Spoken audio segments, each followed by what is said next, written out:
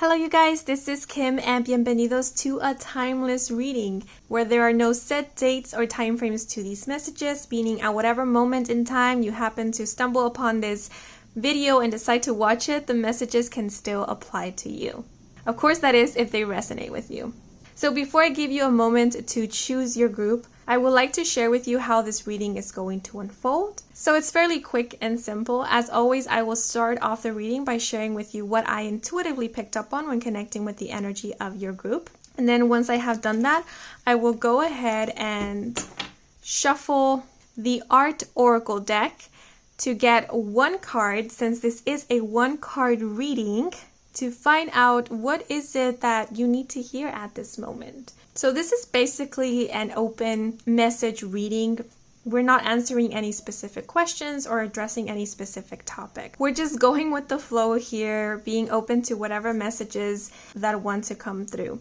And apart from this deck, I will be working with an extra divination tool, which is this homemade deck that you see here that has numbers on them. And the reason why I decided to also include this homemade deck is because the cards of this specific deck are not numbered, and I really felt called to work with or interpret numbers for this reading. Yeah, but that's pretty much it. So now let's take a closer look at each group. So starting off for group 1, we have the number 0. For group 2, we have the number 18, or if you want to look at the numbers individually, we have the number 1 and the number 8.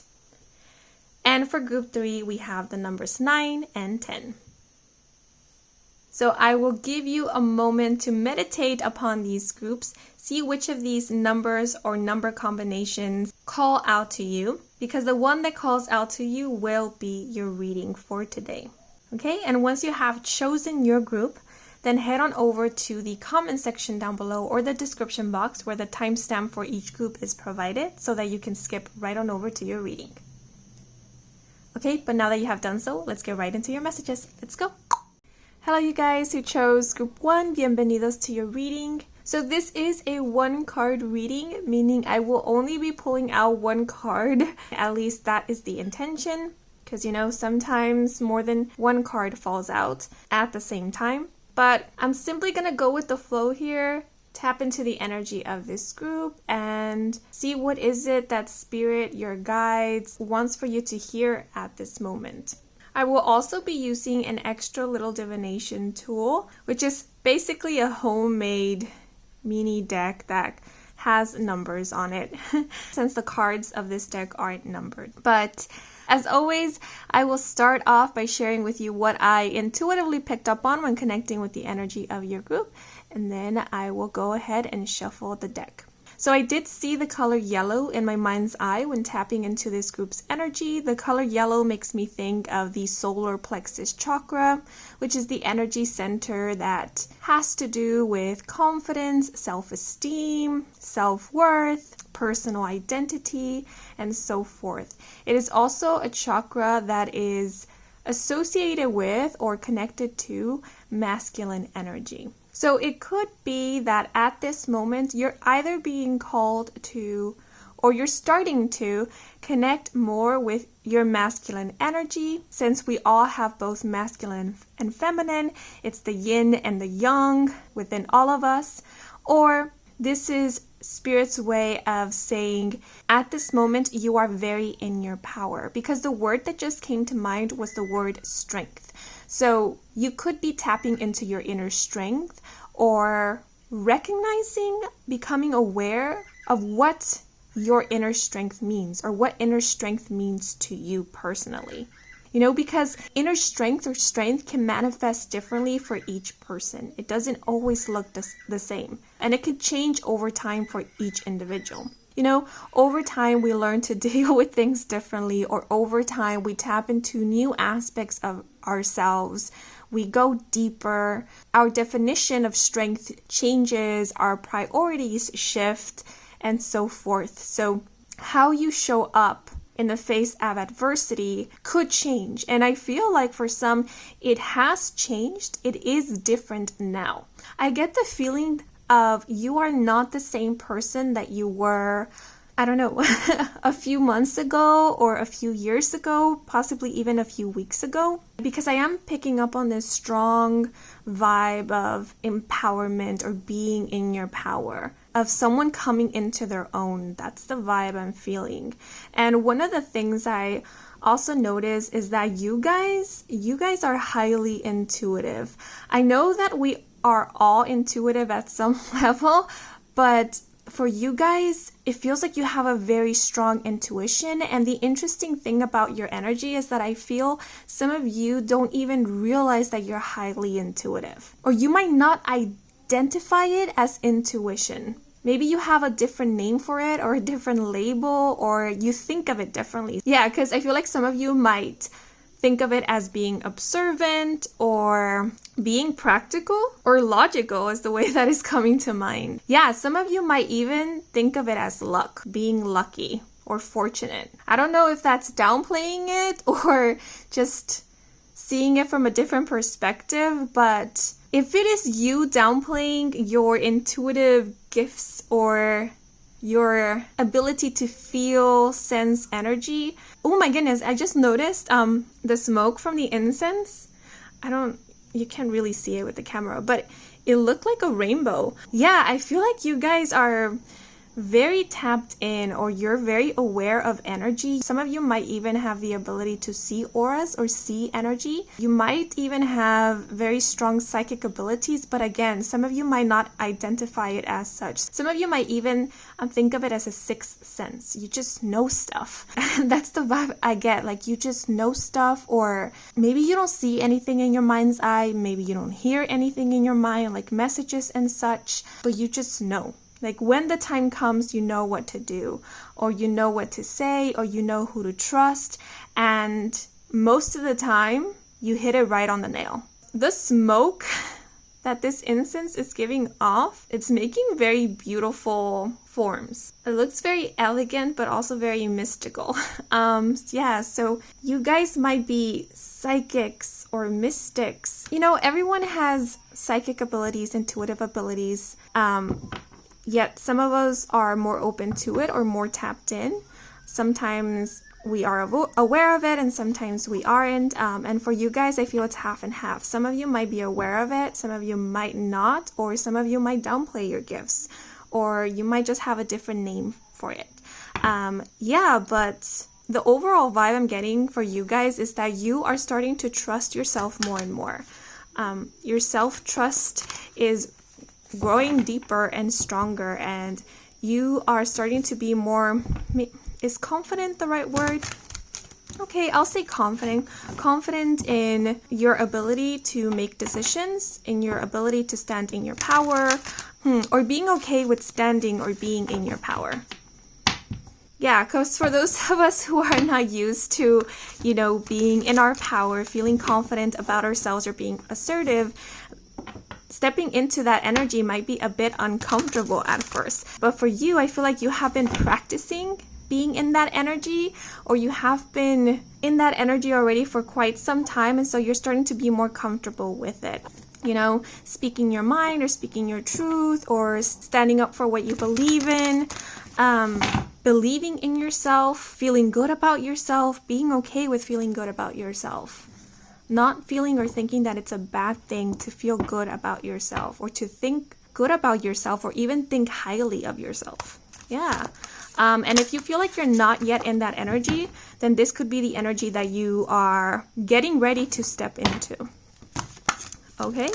But now I'm gonna pull out some cards. I do feel like there's more messages that want to come through. I am tapping into your energy. So you guys might also be really good intuitive channelers. Like, you might not even need divination tools like cards or charms or anything like that to channel messages from spirit or your higher self. I mean, you could work with divination tools if you want to, but you don't have to. You could easily tap into energy or channel messages, you know, just by sitting there or standing or laying down, whatever position you feel more comfortable being in. Yeah, you might even often be described as someone who is quite wise for your age, very knowledgeable, very insightful. You might often be the one who offers advice to others or is asked for advice or guidance, when someone is struggling with something or when they are trying to make up their minds about something, they might come to you to get clarity, to get guidance. It's not like you force advice or commentary onto others. It's more like people come to you for it and then you offer it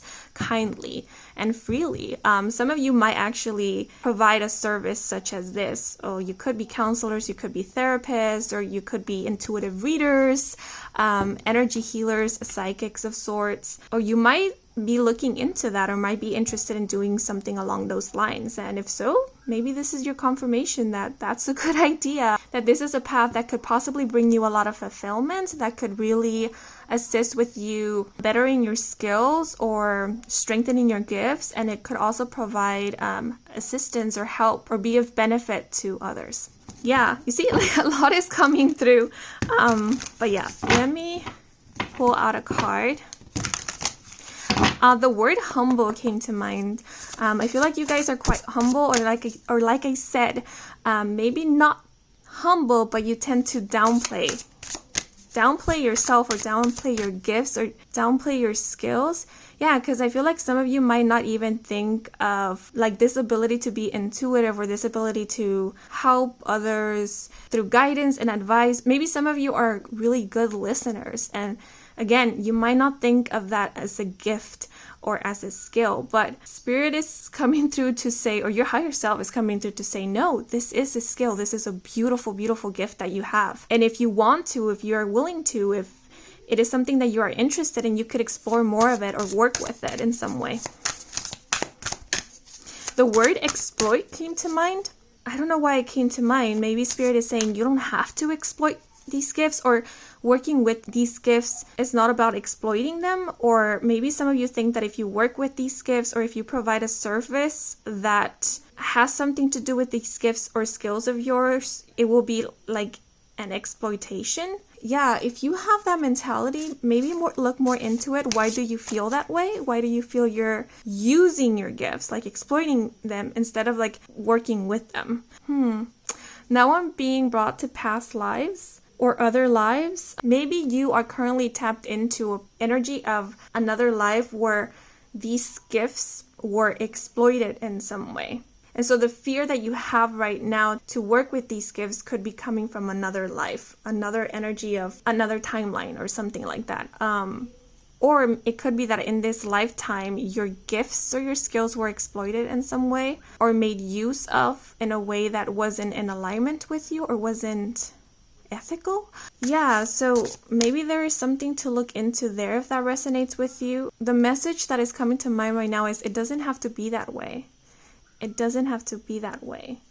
You could create boundaries even with yourself, If something doesn't feel right, you don't have to push it. If you feel like something is going against your moral code or your values or is just not in alignment with you, you don't have to do it. You don't have to force yourself to do it.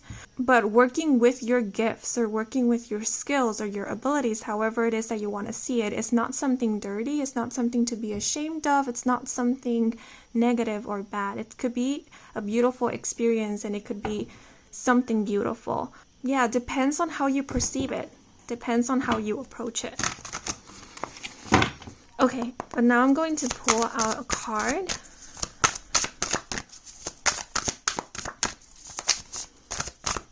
Let's see.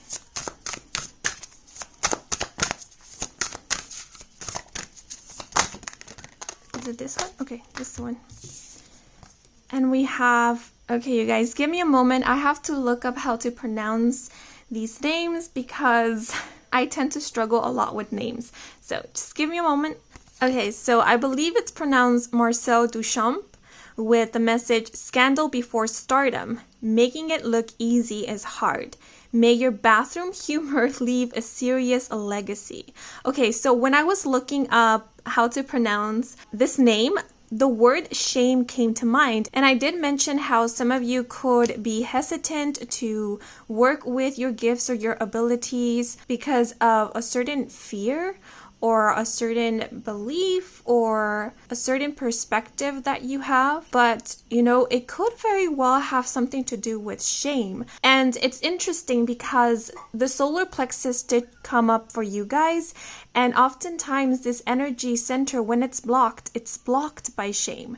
So if there is something about yourself, an aspect about yourself that you have trouble accepting, then it's important to look more into that. Why is it that you have trouble accepting this aspect of yourself? What certain beliefs are keeping you from fully accepting all of who you are, or these specific aspects of yourself? Yeah, and I guess if you resonate with having feelings of shame, the big question to ask yourself will be, what is it that you are ashamed of?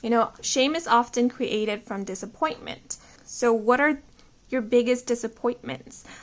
Shame could also be a result of somebody else making us feel like something of ourselves is wrong or bad. Yeah, shame is an interesting one because unlike guilt allows us to become mindful of things that are not in alignment with us and gives us an opportunity to correct the wrong, make positive changes or shifts. Whereas shame keeps us stuck because shame condemns. Shame says you are wrong, your whole self is wrong, and there's nothing that you can do about it. I think that's the difference between guilt and shame. Guilt points out when you did something that is out of alignment with who you are, whereas shame creates this feeling of I am wrong and doesn't really allow you to create any positive shifts or changes. Yeah, so shame isn't really helpful and it isn't very useful. And also it is not accurate. So if you currently have shame, it is advised for you to work through it. And what might help is self-compassion and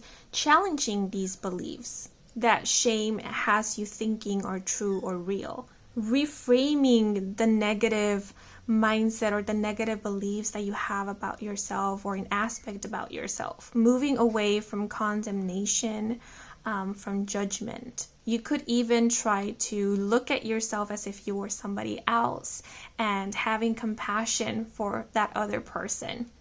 Hearing their beliefs, which are yours, and hearing them with compassion and without judgment and seeing the falsity in it. Finding a loophole in them or finding the plot hole or the harshness or cruelty in it so that you can then start reframing it or rephrasing it. It's kind of like taking something that is rigid and with love and compassion and kindness and openness, turning that something rigid into something flexible, into something that you can shape and reshape, into something softer, kinder, more fitting with you and your growth and your healing and so forth. Yeah, and maybe it could be that some of you have already been growing that self-compassion, that self-kindness, self-love, and that's why you are becoming more and more comfortable with feeling good about yourself, thinking good about yourself, and so forth, and being more in your power. Or the other thing I'm getting is like feeling good in your body. Because looking at this image here, we do have this person with open arms, and it's giving me this vibe of being in the receiving mode, feeling okay with receiving. So it could be with receiving compliments, with receiving affection, with receiving love. And I am feeling a bit of hesitation right now. So maybe some of you are still resisting being in the receiving mode, or you still struggle with receiving and accepting compliments, or feeling worthy of love, feeling worthy of kindness, feeling worthy of appreciation, or feeling okay with being seen. Yeah, but like I said, I feel like a lot of you guys are in this transition where you are becoming more comfortable. So you might still be struggling with this, but it's like when we get out of our comfort zone. It's uncomfortable at first, but we have to push through that discomfort in order to get to that place of being comfortable again. So what I'm seeing right now for you guys is you're pushing through the discomfort. And of course, there's going to be maybe a bit of a struggle there or a bit of resistance, but it doesn't mean that you're not doing well or that you're not making progress, because you are. You're just at this moment, pushing through the discomfort. And we have like all black in the background. So it's also making me think of a transition, kind of being in that dark tunnel, journeying through, maybe not being able to see where this is heading, where this is going, or how much you have traveled, how far into the tunnel you are, how close to the exit you are, but it doesn't mean that you haven't been making progress. And this person being in the foreground gives me the feeling of you're almost there. You're so close to the end of that dark tunnel, or coming to the end of the transition, nearing the end of that discomfort. Okay, but and we have the number 0. So if you are familiar with tarot, you know that the 0 card in tarot is the Fool card, which is known to be a card of new beginnings. I personally think of that card as the before the beginning, before stepping into that new chapter, new phase, because this is the number 0. So it's not exactly the beginning, because the beginning would be the number 1. Yeah, so you are definitely in a transition. The Fool card can also speak about a transition, transitioning from an old cycle into a new cycle. The number 0 also makes me think of a clean slate, sort of like a rebirth, like starting anew, starting fresh. So you are very much in this energy at this moment, or maybe this is a heads up that you are stepping into this energy. So it could very well be that at this moment you are completing a cycle. And so the next step will be this transition, because we don't immediately jump from an ending into a beginning, or from an old cycle into a new cycle. There is a bridge between both, and that bridge is that transition. And so that's the energy I'm seeing with this card and this number. And then we do have this message here, scandal before stardom, and the words before is making me think of that bridge, that transition. So scandal makes me think of like chaotic energy, or being in the dark, or confusion, disorientation, drama, illusions. And then stardom makes me think of like the star card. So hope, faith, it makes me think of light, of clarity, realization, like coming into a realization, or realizing a dream, a goal. So if you're currently in this energy of a scandal, everything I just described when it came to the word scandal, know that this is the before. Right? So this is saying this energy isn't going to last forever, because what you're walking into is this energy of stardom. And actually there's a quote I want to share with you guys. I've been reading a book, or rereading. I actually love rereading books. And I'm also the kind of person that rewatches films and series. But there is a quote from the book Flipped by Wendelin Van Dranen that just came to mind, and I feel goes really well with this message, scandal before stardom. Okay, so it goes, but if chaos is a necessary step in the organization of one's universe, then I was well on my way. Yeah, so I feel like this scandal is that chaos. And it's saying sometimes we need a little bit of darkness in order to find that introspection, in order to gain that desire to find that clarity, or gain that self-awareness or mindfulness. Or it's kind of like cleaning out the closet, this feeling of purging. Cleaning out the closet, it can get messy, but it eventually leads to us getting rid of what we don't need anymore and becoming aware of what is truly important to us. But I guess what is trying to be conveyed here is that if you are experiencing this chaos, it doesn't mean that you are regressing, or that you are doing something wrong, or that you are stuck in some way. It actually means that you are giving way to a new beginning. It's sort of this feeling of it's part of the journey. It's part of the journey, so you are right on track. It's part of the journey, so you aren't doing anything wrong per se. It's just a stage you need to go through in order to move on to the next stage, or the next level, or the next chapter. But again, like for a lot of you, I do feel like you are already on your way to the next chapter, or the next stage, which would be a new beginning, which would be the number 1. And then we have making it look easy is hard. The vibe I get from this message is self-composure. Some of you might be very self-composed. So even though there's a lot going on in your life, or there's a lot going on within, people might not realize it or be as aware of it because you don't show it. Oh, and I did speak about inner strength and how, your definition of inner strength or strength could be changing or has already changed in some way.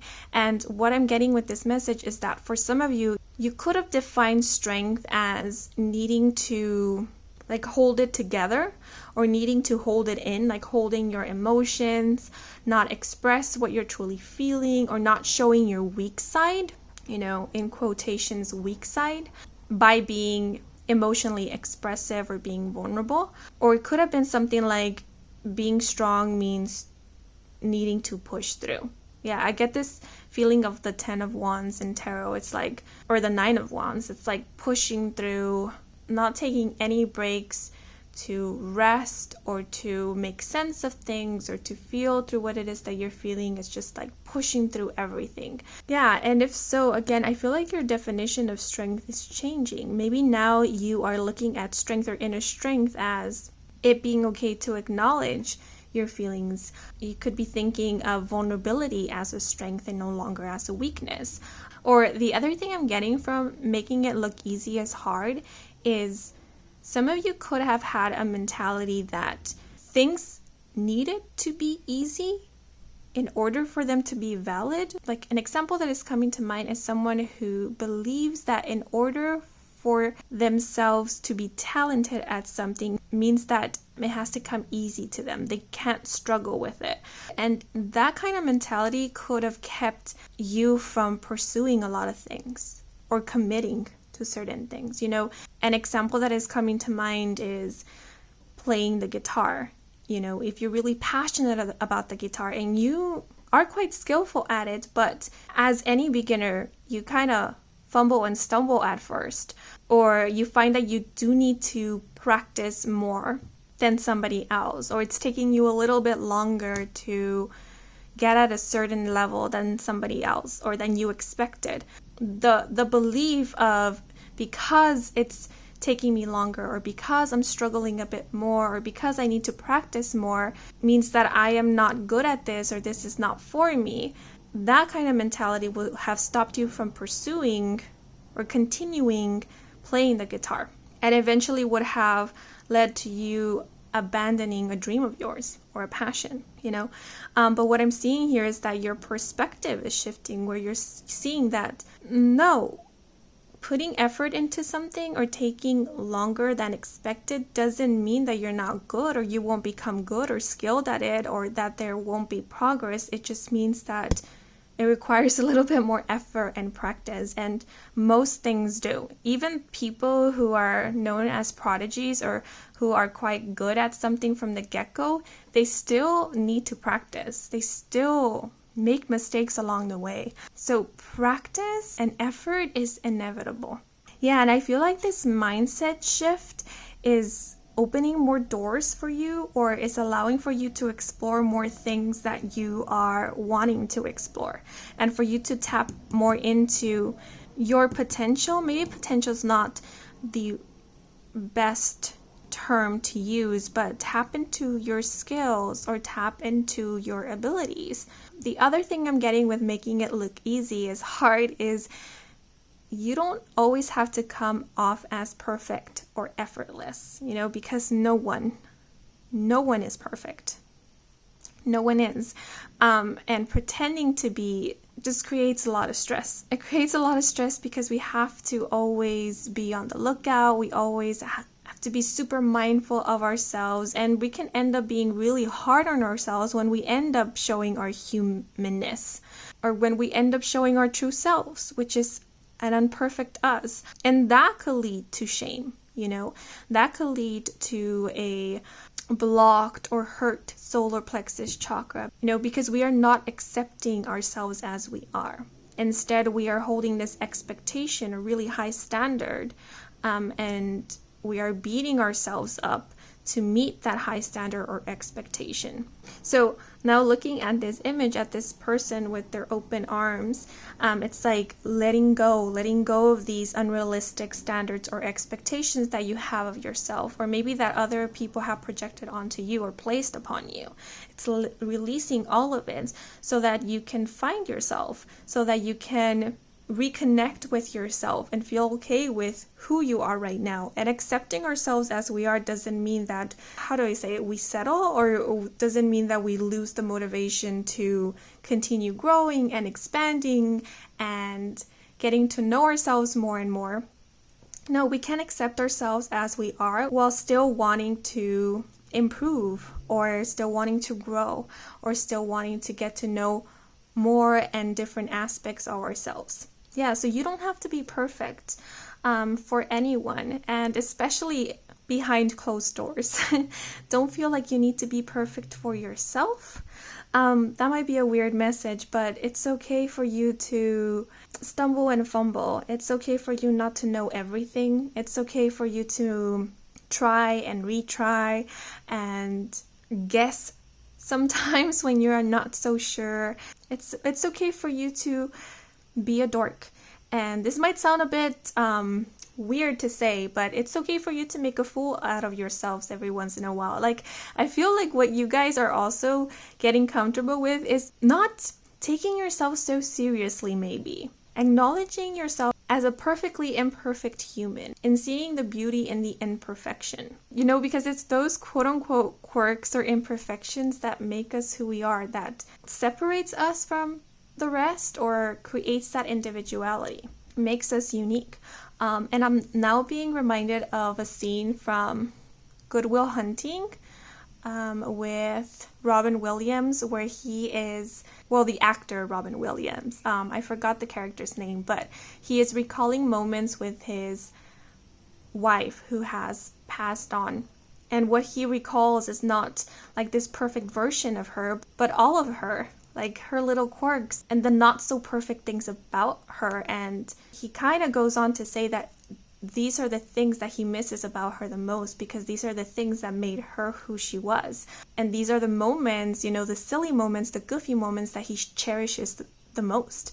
So yeah, that's kind of the vibe I'm seeing for you guys. It's like cherishing the goofy, goofball, dorky side of yourself, and acknowledging also what I'm getting with making it look easy is hard is acknowledging when things are difficult. You don't have to pretend that everything is okay, that you're doing well and dandy when you are struggling. It's okay for you to ask for help. It's okay for you to admit when you are struggling with something. It doesn't make you weak. And maybe that's something that you are seeing now or coming to realize, or this could be your new interpretation, that acknowledging when you are struggling with something is a strength, because it requires courage to admit these things. And I find courage to be like much more beautiful than I guess how strength is often described, because courage is acknowledging that there is fear, that there is discomfort, but it's still moving through that. It's kind of like walking hand in hand with fear, but you being the one leading. So it's like acknowledging those like shadow aspects of ourselves, that dark side, that scary side, but it's still holding the light in all that darkness by wanting to keep moving forward, by standing up for ourselves, by believing in ourselves, by believing that there is an end to this dark tunnel. Yeah, so, you know, even though we have this dark background, we can still see the person here in the foreground. So it's like you are the light and you are discovering your inner light, your inner being. The phrase inner muse came to mind. So some of you could even be feeling inspired by you or by your journey. It could be your inner journey, or just all the challenges you have faced, or just your life in general.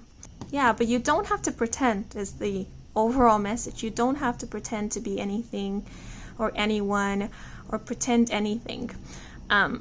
Especially to yourself. You can be honest with yourself, and I feel like that's what you are starting to do. It's like with the number 0, what I'm getting is shedding the lies, the illusions, the unrealistic expectations in order to get real with yourself. But then we have, may your bathroom humor leave a serious legacy. Yeah, what just came to mind was that message of not taking yourself so seriously.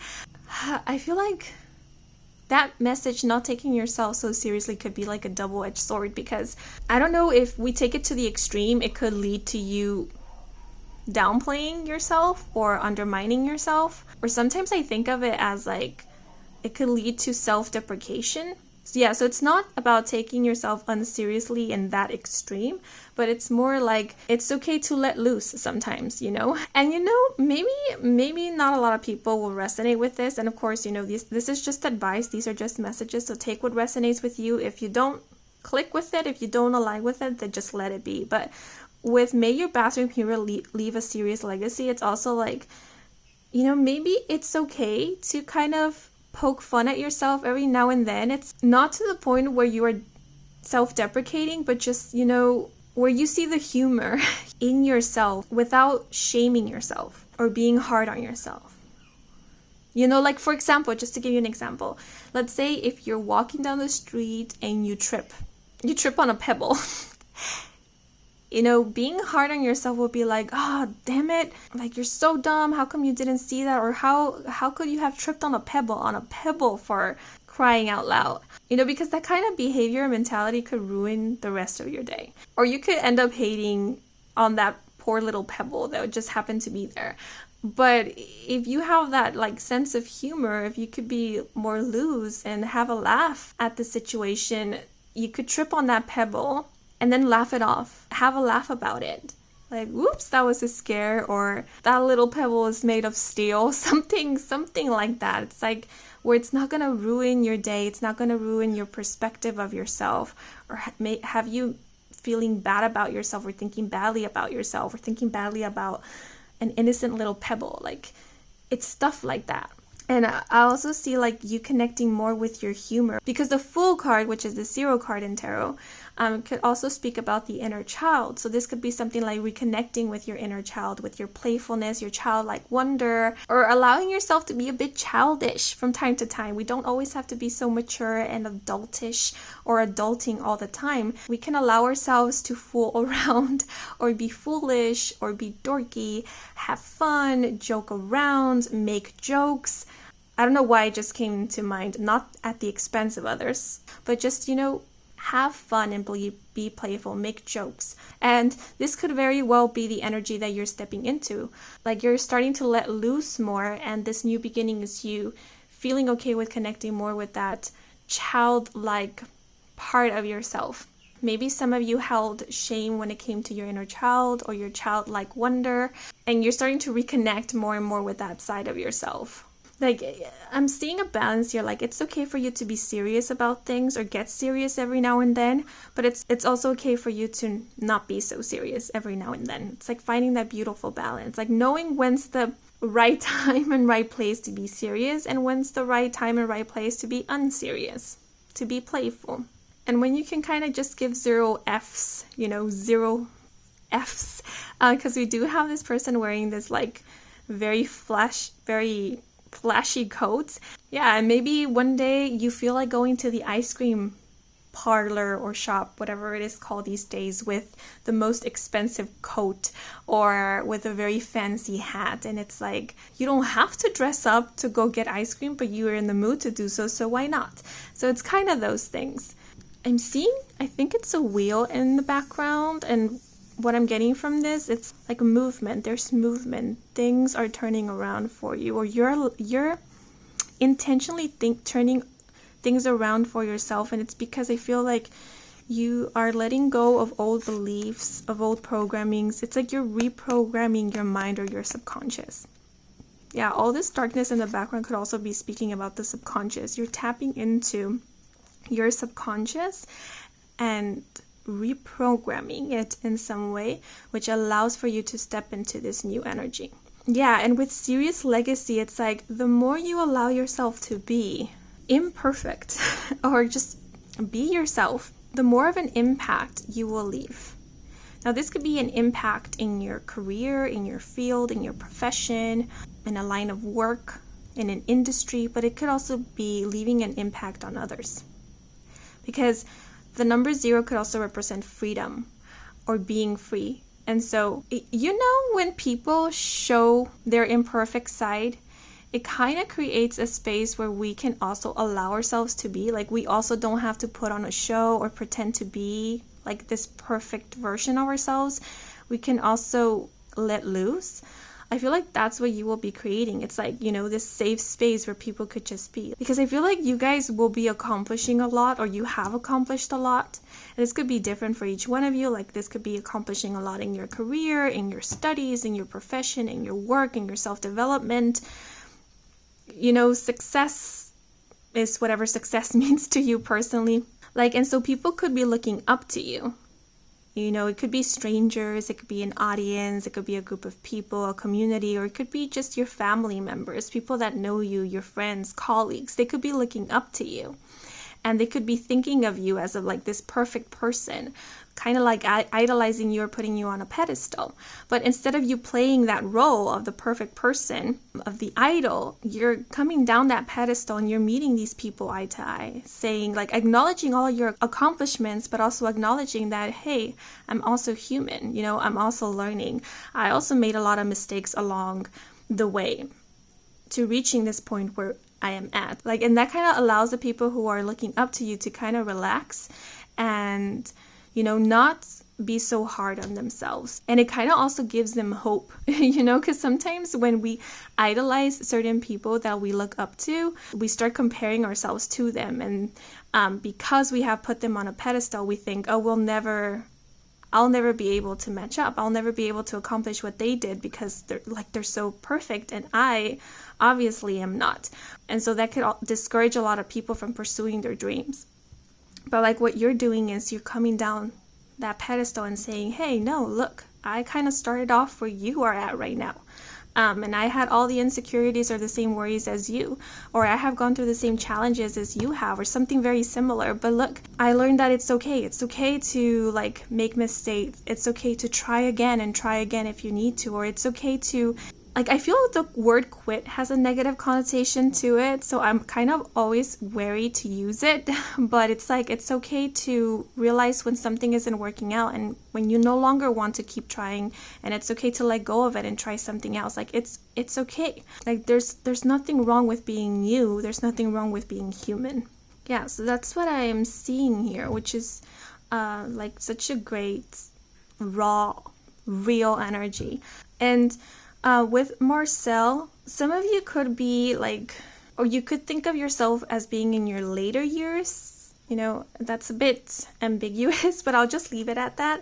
Yeah, some of you could think of yourself as being in your later years, and you might feel like you haven't reached a level of success or stability, or you haven't accomplished what you wanted, or just accomplished much. That's kind of the vibe I'm getting from some of you guys. And if so, like, this card here is letting me know, don't write yourself off yet, because I don't really love this expression, but it's the best expression I could think of right now to describe this energy. Like, some of you might be late bloomers, because I believe this artist gained a high level of recognition a little bit later on in their life. Yeah, so if you are currently working on something and you're wondering, when is this going to take off? When am I going to receive that level of recognition or find that financial stability or something like that? And you feel like you're later on in your years, what's coming in the next chapter of your life could very well be that. Because again, the wheel here is making me think of the Wheel of Fortune. So like, things are turning around for you. And this could also be speaking about like an inner healing journey, like the self-awareness or the epiphanies or the realizations, finding yourself or finding what it is that you are passionate about, or finding your calling, if you resonate with that, could be happening a little later in life, or later than you had planned or expected for yourself. So it doesn't have to be later in life. It could just be later than you expected or planned for it or envisioned it. Something like that. And I guess the reason why I don't like the phrase late bloomer, it's because literally there's the word late on it, and it makes it seem like you're late at something. And I feel like that concept doesn't apply for you guys because you're not late at anything. It's just like if it feels like you are experiencing certain things later in life or later than expected. But the vibe I'm getting for this group is that you're right on time. Like this is part of your journey. This is how you intended for it to be, especially for those of you who believe in like incarnation. It's like you're so intended for it to be this way before incarnating into this lifetime. And it could be because there were some valuable lessons that you needed to learn beforehand before getting to this point, or the blooming, or what feels or might be perceived as a blooming. So it's just different timing. That's what it's all about. So you're not late. You're right on time, in other words. Yeah, because we do have the word stardom. So I'm seeing recognition with that. I'm seeing some form of success. Again, you know, success means whatever success means to you personally. Possibly for some, it's even has something to do with fame. The word publicity came to mind. Yeah, and like what I'm seeing here with this image is attracting, calling in, attracting. So some of you could be literally attracting or calling in your abundance. Because I feel like before, some of you were afraid to do that or hesitant to do that. But like in this chapter, like in this new chapter, or where you're transitioning into, is an energy where you're okay with it. Like you're open to receiving. You're calling in your abundance without any shame and without any guilt. Yeah. The phrase that came to mind was shamelessly calling in your abundance. Yeah, it's okay for you to do that. It's okay for you to call in your abundance. Whatever abundance means to you personally. Some of you might be professors, teachers, counselors, therapists, or musicians, or performers of some sort. Possibly even like designers. Yeah, I don't know why I felt called to mention that, but just putting it out there in case it resonates with some, but this doesn't have to be your career profession. Oh, what just came to mind was the word sexuality. So some of you could be accepting or being open about your sexuality or your sexual identity or your sexual nature. Yeah, I'm not getting more in regards to that, so I'm gonna just leave it at that. Yeah, but I do get this feeling of like coming out of the darkness, coming out of the shadows, like being seen. Oh, and because there is a fur coat in my mind, I keep hearing fur coat. So there could be something about a fur coat. Maybe someone passed you down or gifted you a fur coat, or a really expensive coat or glamorous coat, or maybe just a clothing item. Yeah, and that could be of importance for some, or it could be like an important symbol, or maybe has a special meaning behind it, and maybe Spirit is asking you to look into that right now. Or if this was gifted to you or passed down to you, the person who gifted it to you, if this person has passed on, they could have come through in this reading at some point. Yeah, I think that's it. Oh, if you're interested to look into this artist or their work, please do so, because there could be something in there that could really resonate with you, or could serve as confirmation for you or such. Yeah, but those are all the messages we have for you guys. I hope you enjoyed this reading. I hope it brought some guidance, some clarity. If it did, then please leave a like or a comment. If you are new to this channel and you want to stick around for more readings with me, Kim, then please do subscribe. I do offer personal readings. All the information is in my website, and the link to my website can be found in the description box down below. Thank you so much for watching until the very end, and thanks to all of you who took a moment to watch the advertisements, since that is the most simplest way to support me and to support this channel. So if you did, I truly do appreciate it. Yep, but that is all for now. Wishing you a wonderful day or night whenever you are watching this reading, and until the next moment, bye bye. Hello group 2, bienvenidos to your reading. So as you might already know from the title of this video, this is a one card reading, meaning that I will only be pulling out one card from this deck that you see here. I will be working with an extra divination tool, which is a homemade deck that has numbers on it. And that's only because the cards on this specific deck don't have numbers on them, and I really felt called to work with numbers for this specific reading. Yeah, but we're just gonna tap into the energy, your energy, and see what Spirit wants for you to hear at this moment. Yeah, but as always, I will start off by sharing with you what I intuitively picked up on when connecting with the energy of your group. And once I have done that, I will then shuffle this deck. Okay, so the very first thing I noticed when tapping into this group's energy was a physical sensation, which was pressure in the center of my forehead between my eyebrows, where it is said that the third eye chakra is located.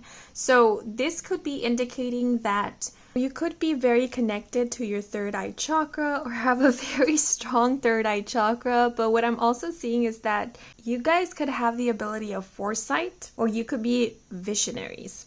It could also be indicating that some of you are very, very psychic, or you have the ability of clairvoyance. Some of you might even be very talented at remote viewing. So if you're curious, or that sparks your curiosity, do look into that, remote viewing. But the other thing is that I did pick up on ancestral energy. So some of you could be very connected with your ancestors, or your ancestors are part of your spirit team and they are currently working with you. Or if you have called upon specific ancestors, this could be your confirmation that they have heard your call and that they are connecting and are working with you at this moment. For some of you, your ancestors could be currently channeling healing to you. That's what I'm getting. Yeah, so if you have called upon healing, could be physical healing, emotional, mental, whatever it may be, it could very well be your ancestors or ancestor who is answering that call and assisting you at this moment. I keep going back to working with your ancestors, but for those of you who are interested in like metaphysics or energy healing or practical healing, you could end up working with an ancestor of yours to do this kind of work. Or the other thing I'm getting is that some of you, maybe not right now, but in the near future, and this is just a heads up, you could be looking into your lineage, your history, or into the history of your ancestors, looking more into your culture, tradition, heritage, and you could be discovering something that you will end up being very passionate about and possibly even pursuing. Yeah, so this could be a practice, this could be a tradition, an art, or something like that. Yeah, because I get this feeling of carrying on the tradition or expanding it, evolving it in some way. Yeah, and maybe like if that resonates with you, that's how you end up working with an ancestor, because they could be teaching you, like channeling information to you, or working through you, or working with you in some way. Yeah, but there's something about ancestors, ancestry, lineage, history, generations, something like that. But I'm gonna pull out a card now. Maybe you will be finding out, for those of you who are wanting to tap into your psychic abilities or learning more about spiritual concepts and such, you could be discovering that someone in your family was a psychic or pursued this or was a spiritual healer or spiritual guru. And for some, that could be serving as confirmation or validation. It's kind of the vibe I'm getting. Whoa, this incident burned out really fast. With that, I get the feeling that something is incoming, or you have the ability to connect quite quickly. It could be quite quickly to spirit, to your intuition, but again, I'm getting ancestors. Yeah, I don't know why. I feel like some of you are channelers, intuitive channelers, or maybe you're looking into that, and who you channel is ancestors, your ancestors. Interesting. Okay. Have you ever heard of like the concept or the idea that our spirit guides or primary spirit guides, something like that, they change over time according to like what we are going through in our journey at that moment? So it could be that where you are right now in your journey, or where you are heading in terms to your journey, the ones that will be working with you in this phase will be your ancestors or an ancestor of yours. That could be your primary spirit guide. Okay. So I will look up how to pronounce this name really quickly and I will come back. Okay, so I believe this is pronounced Miss Van der Rohe. I hope I pronounced that correctly. With the message, one lives many lives in a lifetime. A good idea deserves a good aphorism. Yuvander pseudonym. One of the other things I forgot to share with you guys is I felt strongly, how can I say this? I was highly aware of my heart space or heart chakra, and the vibe I got from that is that you guys are very heart-centered or very heart-connected. The word warrior came to mind, so you guys are very, I was gonna say you're very passionate, and yes, that could be it, but keep being called to simply say you guys are warriors. You're warriors. You're defenders, you're protectors, you're leaders, you're warriors. Oh! And we have the number 1, which is a number of leadership, assertiveness, as well as new beginnings. And we also have the number 8. So we have 18, or it could be 81, however it is you want to see it. Oh my god. And the other number at the top of this homemade deck was the number 8. So repeated 8s here. So these could be significant numbers. I feel like for some, the age 18 could have been an important time for you guys when you were 18.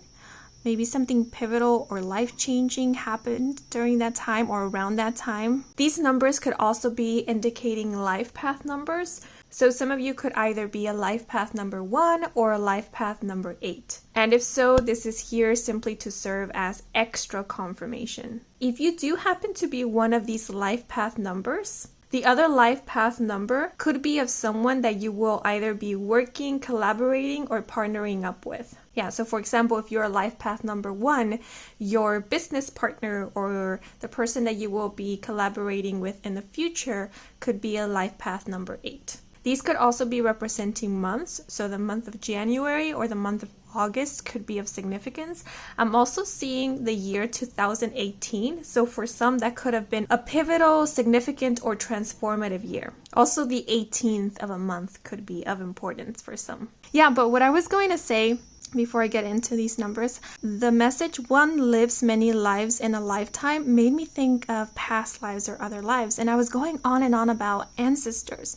So it could very well be, for those of you who believe in reincarnation and in past lives, it could be that you are the reincarnation of an ancestor of yours. So this could be your other lifetime on this earth.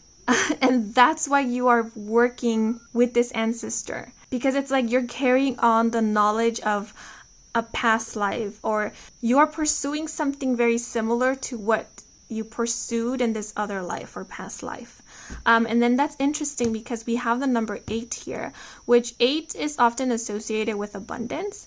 At least I've heard Carrie from the channel Kino Tarot. Yeah, for those of you who are not familiar with Carrie or the channel Kino Tarot, she is an amazing intuitive tarot reader and musician, singer, artist, as well as person. All of her readings are amazing, but it could be that there is a specific reading on her channel that maybe you're supposed to see or listen to or rewatch. Maybe it could be a reading about ancestors or like past loved ones or something like that maybe you're being called to look into. Maybe there's a specific message there for you guys. Yeah, so if you feel called to do that right now, then go ahead, or if you want to wait until the end of this reading to do that, then that's great too.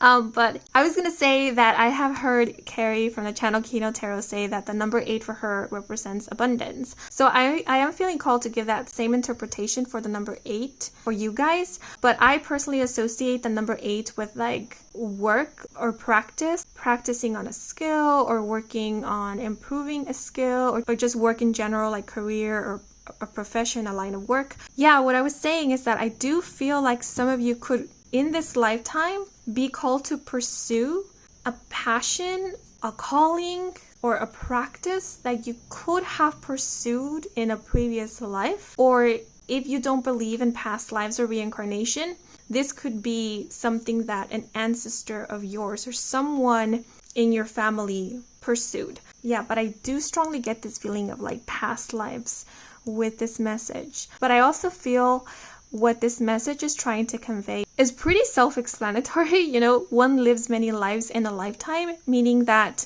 change is inevitable. And we don't always have to pursue the same thing or live the same lifestyle in a single lifetime. And that throughout a single lifetime, we might pursue different things. We might live different lifestyles. We will end up showing differently. because not only does the world around us change, but we as people also change. Our inner world also changes through time, and especially not only through time, but through experiences, life experiences. So with the number 1 and the number 8, I feel like what is trying to be conveyed is that if you feel called to pursue a different career, a different profession, a different passion, that it is okay for you to do so. And it is okay for you to start anew. It's never too late for you to start something new or pursue something completely different. Because this specific artist had different professions in their lifetime. How to say, they wore different hats in their lifetime. Or they had different titles. So this could be a heads up from Spirit that you will be wearing different hats, or you will be having different titles in your lifetime. So maybe you start off as a teacher or a professor, and then you end up being, I don't know, a musician, or you end up being a writer, an author. Or this could be like you start off as a lawyer, and then you transition into a career of a barista, or a chef. Or you could start off as having a 9-to-5, and then you end up being an entrepreneur, having your own company, being the CEO of your own company. So I feel like for you, there's going to be constant change, because also the number 8, if we turn it horizontally, it very much looks like the infinity sign. So you are infinite potential. It could be that you guys are skilled at various different things, or you have the capacity to become skilled at various different things. It could be that you guys pick up on things quite easily, like you are fast learners, or you just have the drive, the passion, the motivation to pursue something until you learn it, until you become quite skilled at it, possibly even master it. Or you're just interested in various different things. And so that calls you in different directions throughout your entire lifetime. But I feel like the gist of this is just to remind you that it's okay to not always pursue the same thing, and it's okay to be called to something different. That isn't anything bad. It doesn't make you a flip-flopper. If you have committed to something for a long period of time, like you've seen it through, you've done as much as you can with it, but it doesn't fulfill you anymore, it doesn't motivate you to keep on going, to keep exploring, or you feel like you've reached a peak with it, and then you feel called to do something else, like that doesn't make you a quitter. That just means that you want to evolve. You want to try something different, a new arena, a new field, and that's perfectly fine. Because I feel like you guys, you could dip your hands. You could try your hand at various different things and find fulfillment in various different things, or find success, whatever success means to you, in various different arenas or things. I also feel like you have the capacity or the ability to propel things or get things going. You're really good at getting an idea and making something out of it. You're either really good at like implementing things, or finding the use of things, or finding where things will excel. It's like getting a seed and knowing exactly what kind of soil that seed needs in order for it to thrive. Like you're really good at spotting those things or knowing those things, especially when it comes to like business ideas, creative ideas. So you could also be really good investors, because the number 8 is also making me think of like money, finances. And with number 1, it's like new beginning. So you could have this knack for knowing where to invest your money. If you feel called to look into that, like investing or funding, like do so, because that might be something that you will thrive in. Yeah, but this doesn't only have to apply to career, profession, and like financial situations. This could also be more personal. Like over time, you're gonna change. Your dislikes and likes are gonna change. Your priorities, they are going to change. And for some, change is scary because consistency is more comfortable, because it's something that we know. It doesn't come with surprises, but change does. But I feel like With number 1 and number 8, Spirit is kind of saying get comfortable with change because your life is all about change. You are a transformative being. And I feel like you guys who chose this group, your journey in specific, it's all about transformation and evolving. I feel like that's what your soul craves and that's what your soul kind of came here to experience. It's like experience many different things. I don't know why the number 8 is also making me think of like past lives. Again, if you believe in past lives, it could be that in your past lives, you weren't able to do all the things you wanted to. Like there was a lot that you wanted to learn, a lot that you wanted to discover or experience, and you didn't get to do it all. And in this life, it's like sky is the limit for you. And it's interesting because we have like the color blue here in the background. There's no cloud in sight. It's like an open sky. And so, yeah, this could be... I won't say that there won't be challenges because there's always challenges in life because that's how we grow, that's how we learn, that's how we evolve. But I do feel like you will experience a lot of opportunities throughout your journey. Like opportunities that might feel like they just fell out of the sky or fell right onto your lap. And it's kind of your soul's way of helping you experience everything that they wanted to experience. Like for example, let's say if there is something that you want to study or to learn, but in order to learn it, you need money, financial resources in order to pay for the class or the course or for the material. Either you will be provided with financial aid or someone will fund you, someone will support you, or you will find a job that pays well so that you can fund these expenses or fund this education.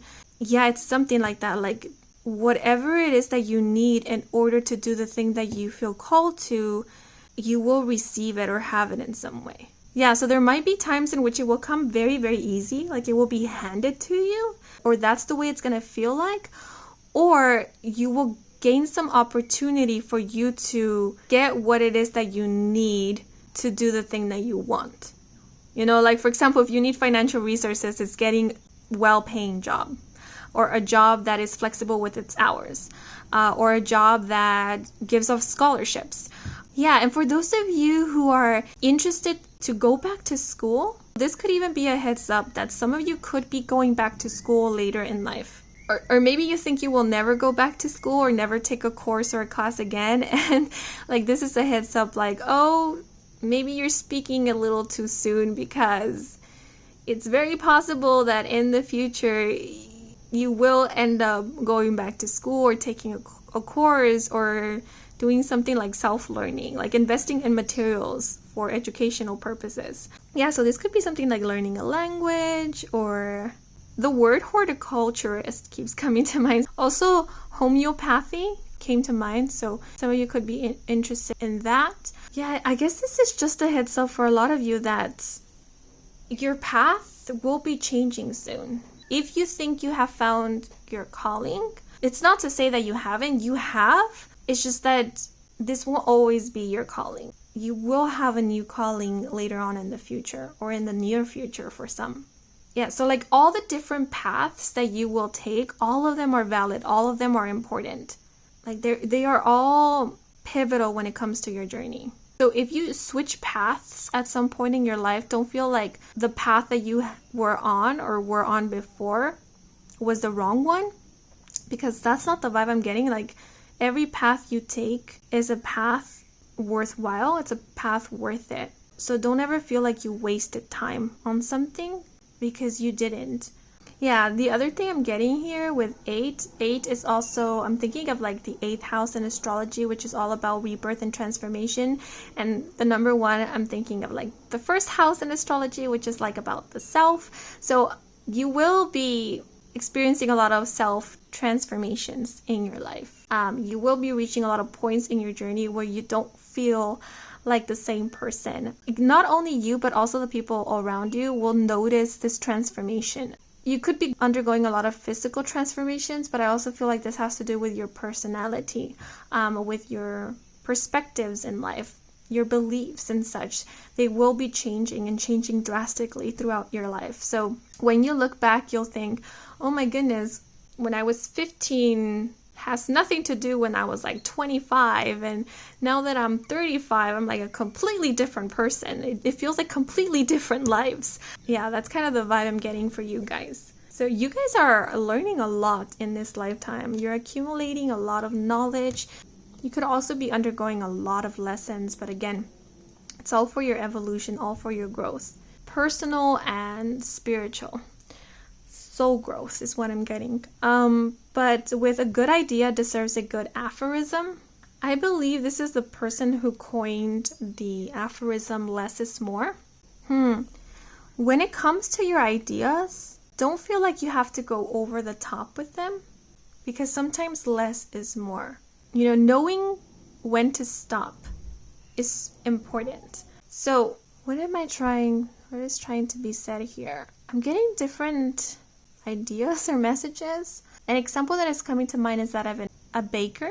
I forgot the correct title for this, but like someone who, bakes cakes and decorates cakes, who starts off with an idea of what the end result will be, but then when they start working on their cake, they kind of over decorate it to the point where the original idea is lost.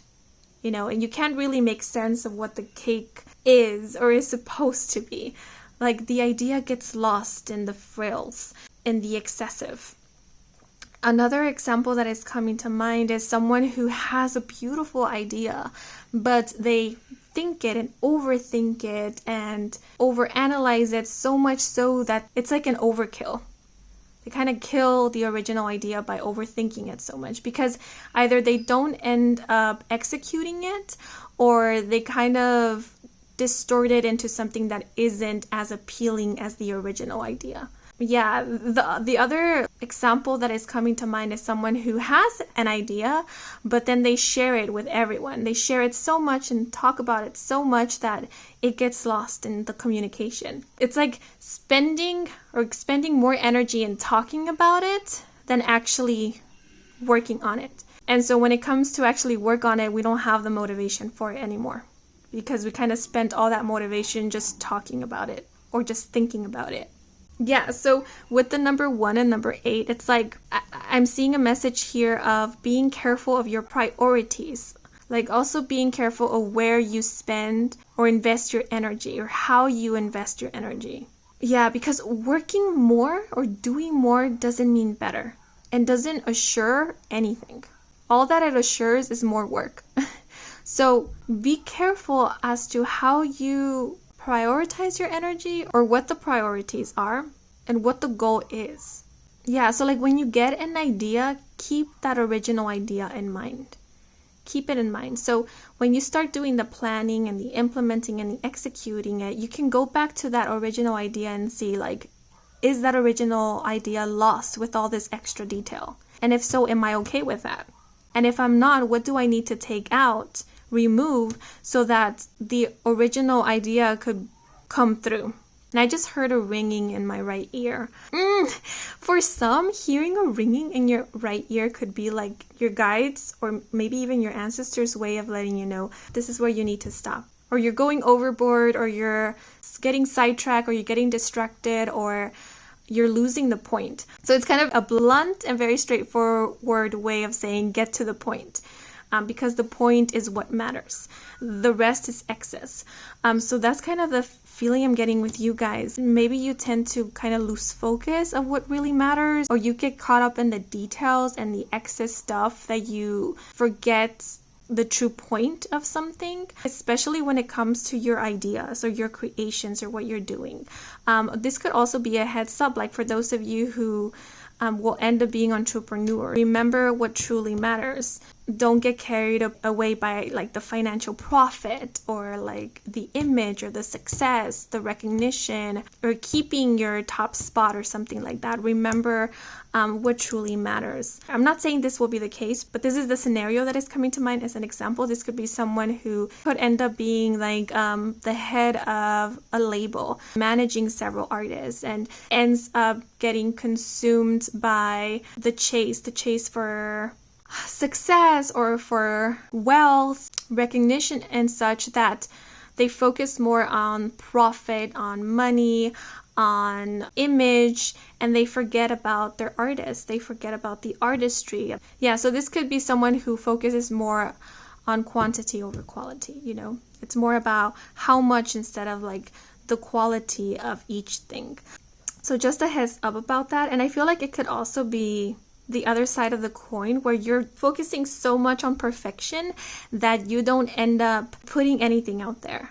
Right? So there has to be like a nice balance.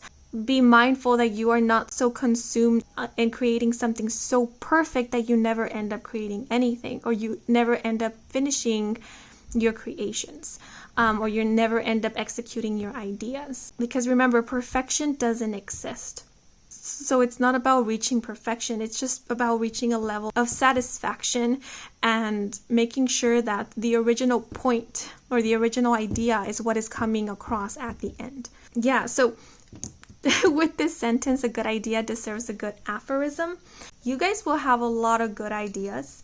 I will be honest, not every idea that you have might be executed, because remember, again, this is about prioritizing, having kind of that practicality, because the number 8 can also speak about practicality. You know, I can't do all these 10 things at the same time. So what are the 2 things that I really want to do? What are the 2 things that I really want to see come to life? And then focus on that. It's kind of knowing when to edit out, when to let go of certain things, and realizing that sometimes we can't hold on to everything. That if we want to see some things come through, we would have to let go of other things in order to make space, make time, in order to have enough energy. Yeah, and it could be going back to that message of less is more.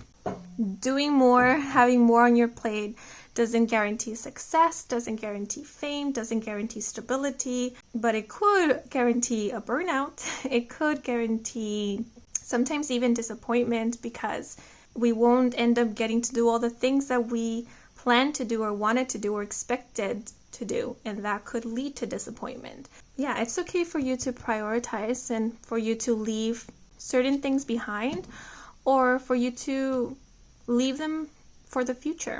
Yeah, so this could also be speaking about opportunities. Let's say if you are garnering attention and success and you get a lot of offers at once and you're like, oh my goodness, I must take all of these offers because this is a once in a lifetime opportunity and I must keep the ball rolling. And so you take on all these offers, but then you find that you don't have enough time to meet all these deadlines, or you are burning yourself out trying to meet all these deadlines. You know, it's okay again to prioritize, like which offers truly are in alignment with me right now, which offers can I meet the deadline, which offers can I actually work with, and which offers can I do later on in the future, or ask for an extension. And then knowing that it's okay for you to do so. You don't have to say yes to everything, or you don't have to say yes to everything at the same time. Yeah, but the word coin keeps coming to mind, and I feel like for some of you, you will be, is it coining something, or you will be coined for something? Like, for example, a phrase that you say might be coined. Like a lot of people will quote it, or it will become a very popular phrase, or this could be like a notion, a philosophy, an idea, or it could be something that you create, will be used by many, or will be admired by many, and not just this generation, but the generations to come. This could also be like a discovery that you make, a teaching that will be referred to. I don't know why I'm getting like hypnosis.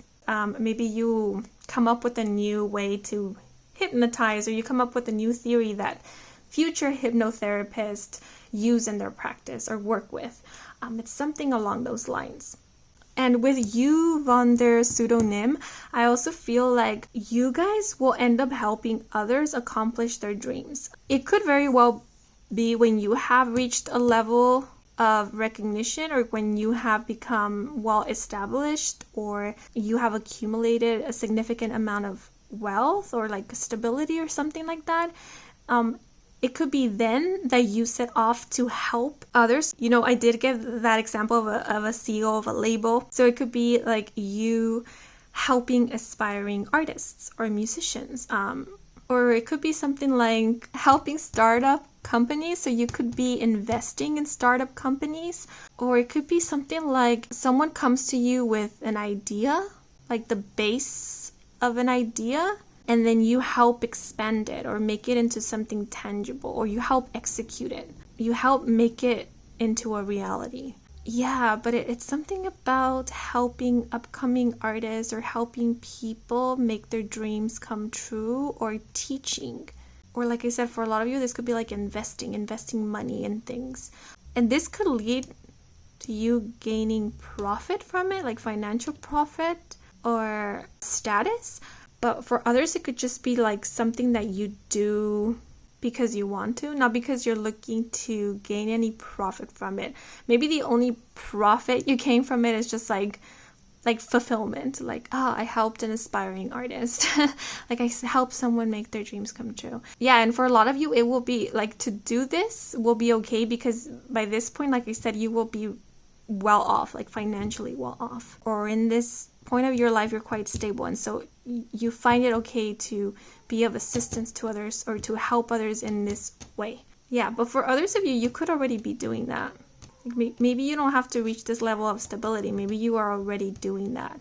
Yeah, this could even be like donating anonymously or funding something anonymously. So you're not doing it for fame. You're not doing it for recognition. You're doing it because you genuinely believe in the cause or in the person or in the project and the idea. Yeah, so a lot of people might not know that you are behind a lot of projects or the execution of a lot of ideas or breakthroughs or something like that. So this could even be like funding somebody's research, and there's a breakthrough in that research, and you're the one who funded it, but not a lot of people know that. But the people who do appreciate you. So it's kind of those things.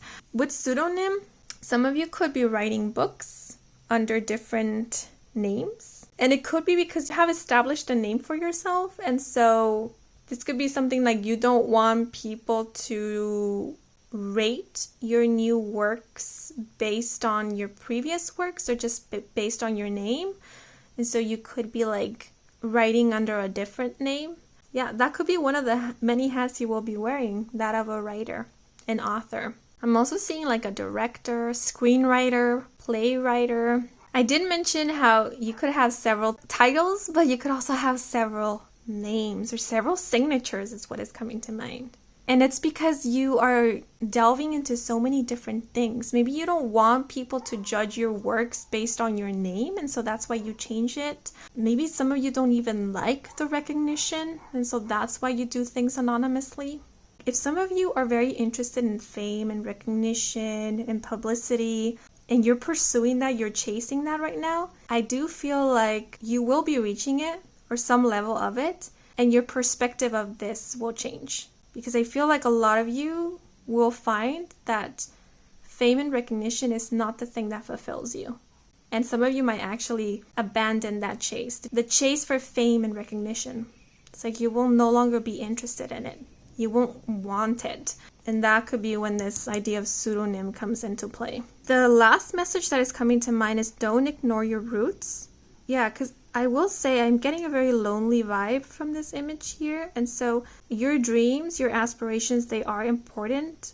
But there's just a heads up to not put your relationships and your connections aside or forget about them completely in the pursuit of a goal or a dream, practice or career or higher learning. For some, maybe, again, this is a general reading, maybe for some you might not think of relationships or connections as important, but what I'm seeing here with these cards and numbers is that later on in the future you will come to see or recognize how important connections and relationships truly are. But by that point you might not have a lot of connections in your life. Like you might have a lot of acquaintances, but like deep, intimate connections, you might not have a lot of them because that wasn't your priority throughout your life. Your priorities were more on work and career and growing and such. So yeah, just a heads up about that. If you have that mindset now, maybe you may want to look more into that and see why is it that you feel like connections or relationships aren't as important, or if there is something that you are ignoring when it comes to this area of your life. Yeah, but these are all the messages I'm seeing for you guys. Be open to change, be open to endings and new beginnings, because you are ever evolving and you will be going through several transformations, not only inwardly but also outwardly. Oh, the other thing I'm getting with 18 is that you will be either a pioneer in your field of work or in a field of work or area, or you will be one of the best. You will be known as a leader or one of the best or a master at your craft or someone that is reliable. I am seeing a really good reputation with the number 1 and the number 8, having a really good reputation, having a high standing, high status, having a good name, or having made a name for yourself. As mentioned with group 1, if you feel called to look into this artist and their work, please do so, because there might be something there that will serve as confirmation for you, or there could be a message in this person's autobiography or in this person's work for you. Okay, but these are all the messages we have for you guys. I hope you enjoyed this reading. I hope it brought some guidance, some clarity. If it did, then please leave a like or a comment. If you are new to this channel and you want to stick around for more readings with me, Kim, then please do subscribe. I do offer personal readings. All the information is in my website, and the link to my website can be found in the description box down below. Thank you so much for watching until the very end, and thanks to all of you who took a moment to watch the advertisement, since that is the most simplest way to support me and to support this channel. So if you did, I truly do appreciate it. Yeah, but that is all for now. Wishing you a wonderful rest of your day or night, depending on when you're watching, and until the next moment, bye bye. Hello, what? Hello, you guys who chose group 3. Bienvenidos to your reading. As you may already know by the title of this video, this is a 1-card reading, meaning that I will only be pulling out 1 card from this oracle deck that you see here for the entire reading. I will be using an extra divination tool, which is a homemade deck that has numbers on them, and that's only because the cards on this deck are not numbered, and I really felt called to work with numbers for this reading, hence the homemade deck. Okay, but as always, I will start off by sharing with you what I intuitively picked up on when connecting with the energy of your group, and once I have done that, I will then shuffle the deck. So the very first word that came to mind when tapping into this group's energy was the word linguistics. So some of you guys could be a linguist, or maybe you are very interested in languages. Or some of you could be proficient in more than one language. Or the other possibility is that some of you could currently not be aware that there is another language, a foreign language, that you are really good at, or I'm not quite sure how to express this thought or idea, but it's like there could be another language or a foreign language that you could feel more comfortable or feel more at home speaking it. Like in this other language, you are better able to express yourself, or you're better able to communicate your ideas or your thoughts, or you feel more at home speaking this foreign language. That's kind of the vibe I'm getting. The other thing I'm getting is that some of you could be interpreters or translators, or maybe that could be something that you excel at if you were interested to look more into that. Yeah, but there's something about languages or communication, because even the incense that I used for you guys is the color blue, and I used a different color incense for each group, and the color blue is often associated with the throat chakra, which is the energy center that has to do with communication, honesty, speaking our truth, authenticity, and so forth. And one of the interesting things is that it took me a while to light up this incense. It didn't want to light up. So it could be that some of you are actually struggling with communication, or it's very difficult for you to speak up or speak your mind or communicate your thoughts, your ideas, or possibly even your feelings. Some of you might struggle with public speaking or might even deal with social anxiety. You might find it difficult to have a conversation with strangers or just have a conversation with others, especially in social settings. And this could be a current concern of yours. And if so, what I'm seeing is that there will be an improvement in your communication. Because the other interesting thing I noticed is that the smoke of this group's incense was moving in a different direction. It was moving towards the camera. So towards you guys. And oftentimes smoke is used to cleanse. So I do feel like when it comes to your throat chakra, if you're currently experiencing a blocked throat chakra, which is why you are struggling with your communication or speaking up or speaking your mind or speaking your truth, I do see a clearing of the throat chakra happening pretty soon. And this could be that you are actually doing some energy cleansing or energy healing to clear the throat chakra, open it up. But this could also be you healing the throat chakra through practicing your communication, through facing your fears of public speaking or pushing through the discomfort of socializing, or doing some type of exercise that allows for you to practice using your voice or working with your voice. Like, for example, singing. Singing out loud or reading out loud, enunciating every word, or reading to someone, singing to someone, or recording your voice and then playing it back so that you can hear it and become familiarized with your voice. Because sometimes a blocked throat chakra could even be the result of feeling shame for the sound of our voice. Like how sometimes we hear a recording of our voice and we cringe, like we think to ourselves, that's how I sound like, and we start judging the sound of our voice, or we become self-conscious about it. Maybe it doesn't happen to everyone, and that's a good thing. Maybe that example just came to mind because I have experienced this myself. Yeah, and that kind of self-judgment and harsh critique could result in us kind of closing our throat chakra, because this example that just came to mind is pretty sad. But imagine telling a child or telling your inner child, hey, your voice sucks, or your voice sounds silly, or your voice sounds dumb. That child, our inner child, is going to become super self-conscious of their voice. And their response or reaction might be not to use their voice, not to speak as loudly, to speak in a more quiet voice, or try not to speak as much, and then over time that results in a blocked or closed throat chakra, or just a blocked and closed throat or hindered vocal cords. Yeah, so the more familiarized and acquainted you become with the sound of your voice, and the more accepting you become of it, the more you allow for it to make itself heard, the less shy you are of it. Yeah, so this could even be a case for some where you are starting to find your voice.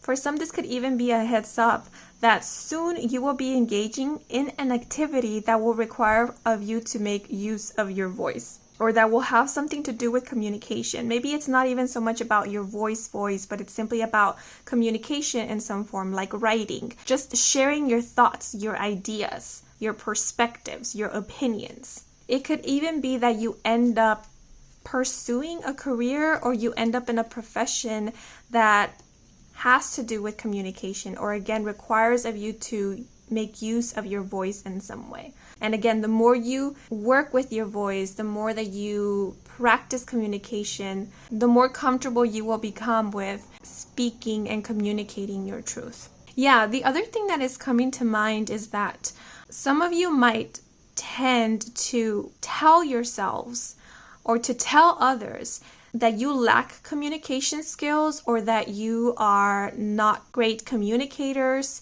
or something along those lines. And if so, there is a heads up to be careful about that, because we program our minds and our subconscious through repetition. And so if we constantly are repeating and saying to ourselves and to others that we are not good at something, even though that isn't true in the moment, we'll end up believing it and acting accordingly. Just to give you an example, let's say that you often tell yourself and or others that you're not really good at jumping, or that you can't jump, even though you have demonstrated in previous occasions that you can indeed jump, and you can jump pretty high if you set your mind to it. But because you keep repeating to yourself and to others that you can't jump, you end up programming your mind or your subconscious to thinking that you indeed can't jump. Like, you end up believing it yourself, or you end up creating this fear around jumping. And so because over time you end up creating this belief or this idea that you can't jump, or that you're not a really good jumper, you never give yourself a chance to jump. Like, you don't even try. So that's kind of the vibe I'm getting here. Like, be careful what you tell others about yourself and what you tell yourself about you. repetitively, because that could influence the way that you perceive yourself, or it could influence your actions over time. Because it's true, sometimes we end up believing the things we tell ourselves, even if they aren't true. And like for some, this could have been a case in which someone maybe once told you that you weren't good at communicating, or that you lack communication skills, or something along those lines, and you ended up believing them, and you held on to that belief and made it your truth. And so again, because I did mention the smoke and how smoke is about clearing, I do see you clearing out or letting go of old limited beliefs or beliefs that were projected onto you. And remember, just in general, if we started off not great at something, doesn't mean that we can't improve in it. Doesn't mean that we will be not great at it forever, because we can improve. It might take some time. It might take a lot of practice and a little bit of effort, but improvement can be done. Okay? So for whatever reason, language, communication, and beliefs, mindsets, programmings is what is coming up for you guys. But we are now going to move into the cards.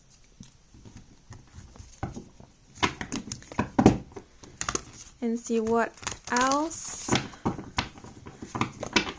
is it that you need to hear at this moment. Wait, I want to shuffle one more time. And one more time. Okay, there.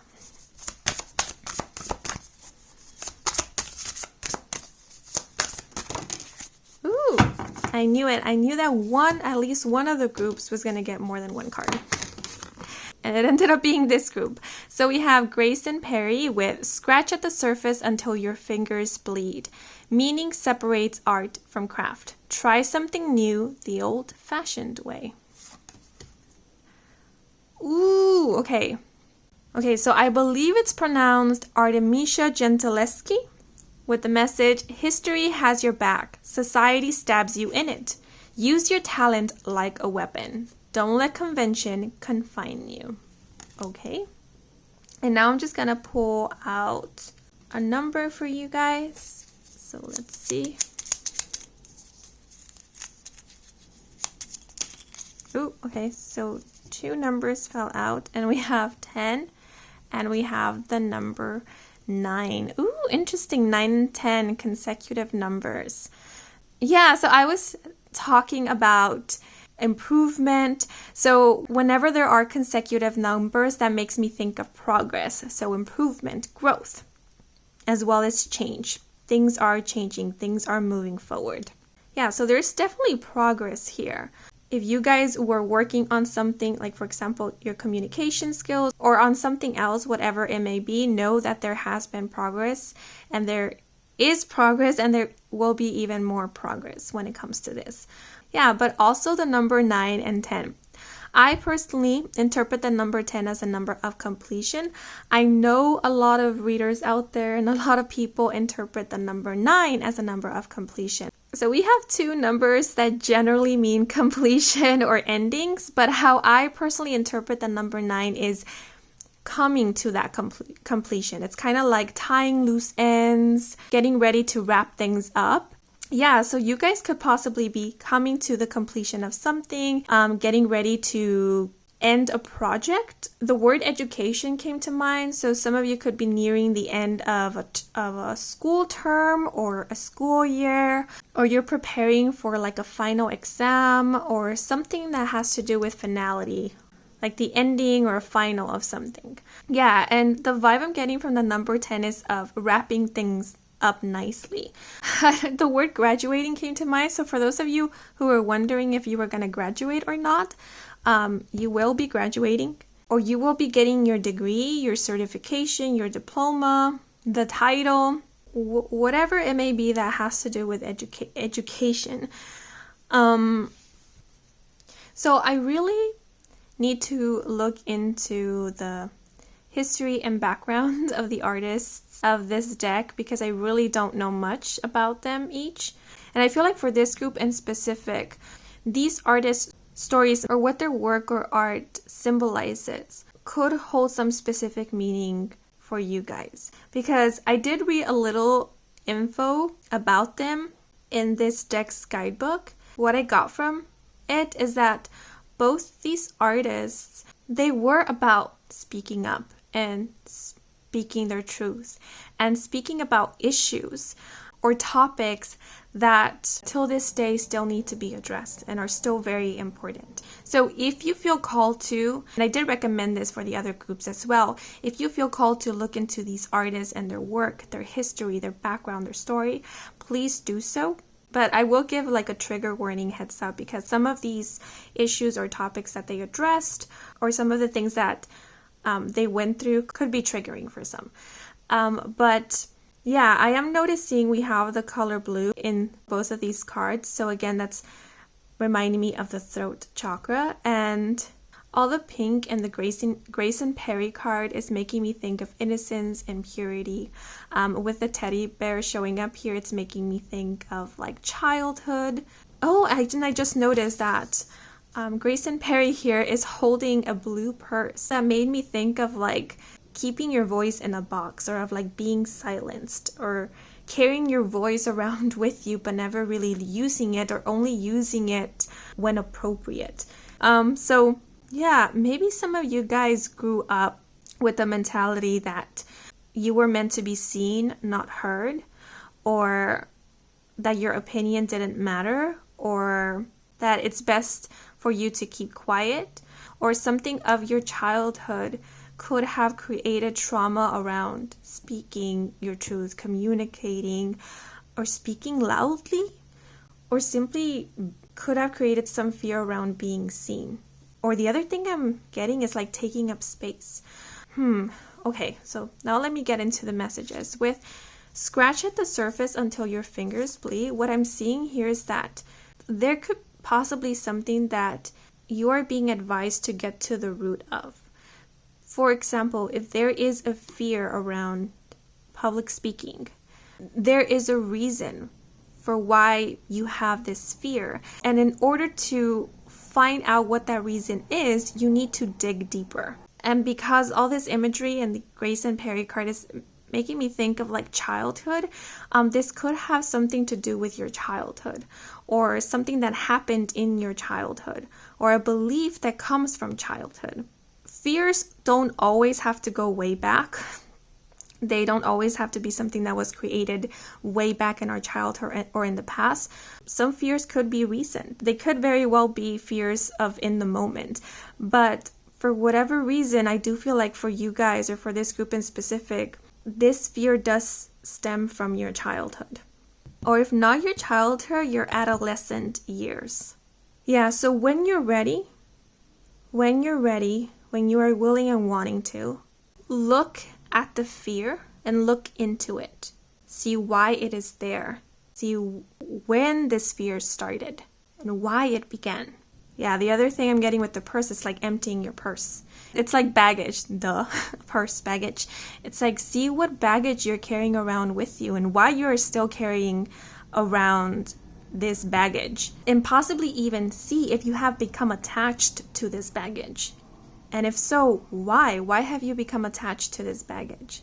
What's in there that you are too afraid to let go of? And, sometimes we're afraid to let go of things because to let go of things means looking at it, seeing it for what it is.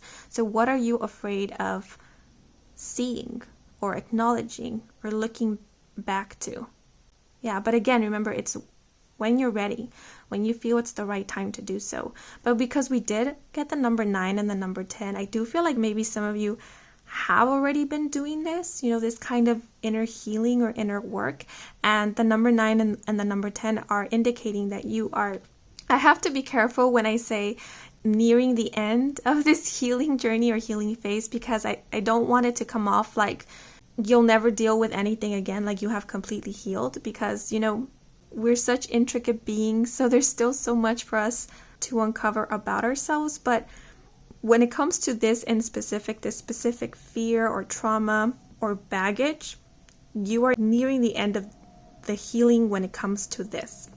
Yeah, and the message, scratch at the surface until your fingers bleed, does remind us that the healing journey, it isn't exactly easy. it is painful at times, because it does require for us to revisit old wounds or wounds that were always there but we were ignoring because they hurt so much.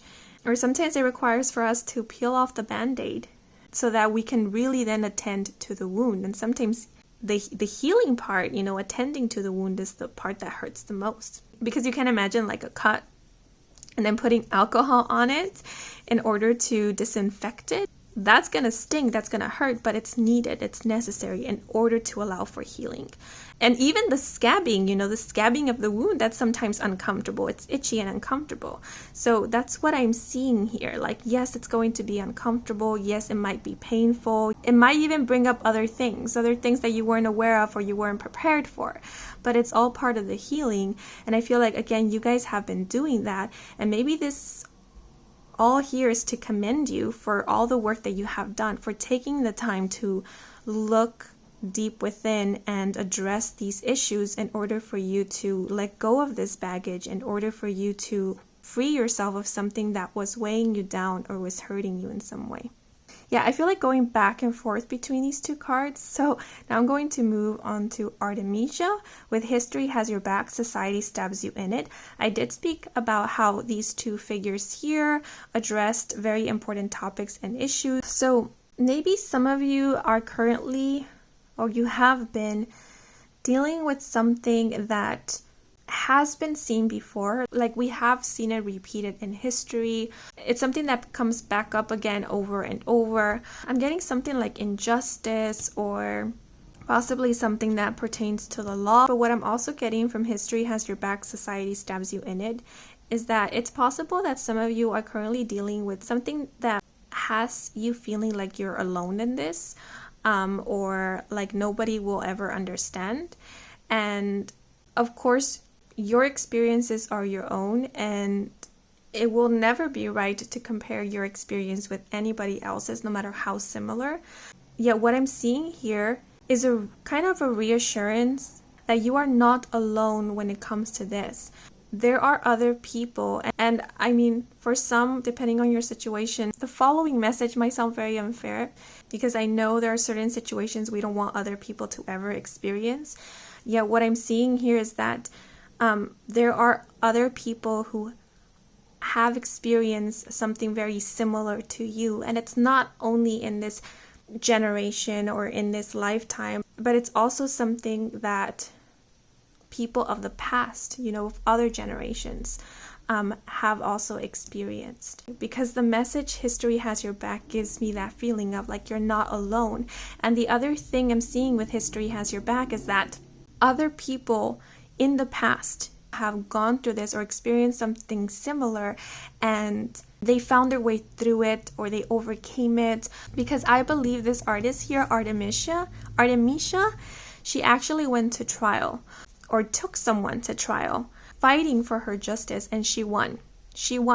So I'm not sure if this might come as a reassurance, but I think the intentions here is to reassure you and to kind of give you that hope that history and the past has proven that people who have lived a very similar experience as to you ended up finding liberation or peace or some kind of like resolution or solution.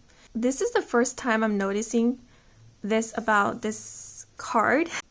This woman, Artemisia here, she is holding onto her bosom, her heart space, and in the other hand, she's holding a weapon. And it's like her weapon is her truth. And then we have this message, use your talent like a weapon. And what I'm seeing as talent is your talent to speak the truth. Your talent to be sincere. So your weapon is your truth. You don't have to hide anything. You don't have to sugarcoat anything is what I'm getting. You can simply speak your truth, and that is enough. That will be enough. Yeah, because then at the end we have this powerful message. Don't let convention confine you. And then in the background we have these two people whispering. It seems like they're whispering something to Artemisia, but Artemisia is standing firm in her truth. So some people might want to persuade you to not speak up or to not say anything, or some people might want to put words in your mouth, but you stay true to your truth. You stand firm, and I do see you doing that.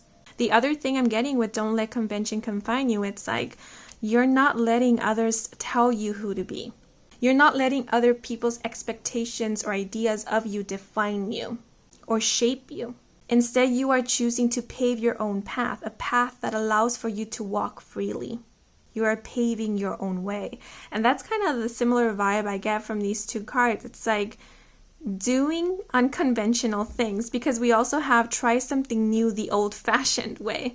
So both of these cards are speaking about being unconventional or doing something that is unconventional.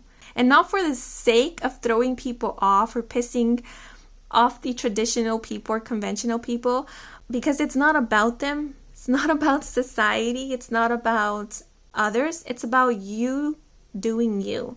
And if what you like or what you want to do happens to be unconventional, then it happens to be unconventional. It has nothing to do with wanting to please or displease or go with or go against society or others. It has nothing to do with that. And then we do have like this very vibrant, bright yellow background in the Grace and Perry card. And the color yellow I associate with the solar plexus, which is an energy center that has to do with confidence, self-esteem, and one's own identity. So what I'm seeing here is you finding your personal identity, your personal colors, and not shying away from it. The other thing I'm getting from the Grace and Perry card is like throwing gender norms or gender confinements out the window. Like, what are those anyways? Like, why is pink for girls and blue for boys? And like we do have pink and blue here. Like, why? They're just colors. Why can't I use whatever color that I want to? You know, that was just a very stereotypical example, but it was to better help illustrate the idea here of like not paying so much mind to what is conventional. And that goes back to speaking your truth and speaking up, you know, because there could be a lot of things that society agrees with that you don't agree with. You might have a lot of unpopular opinions, but this is more about you not feeling ashamed for your opinions, right? Because if we are doing no harm to others, like if we're not shaming others or hurting others in any way, then why should we feel shame for something like dressing a certain way? You know, because shame is a very tough emotion. It's super tough because all it does is condemn.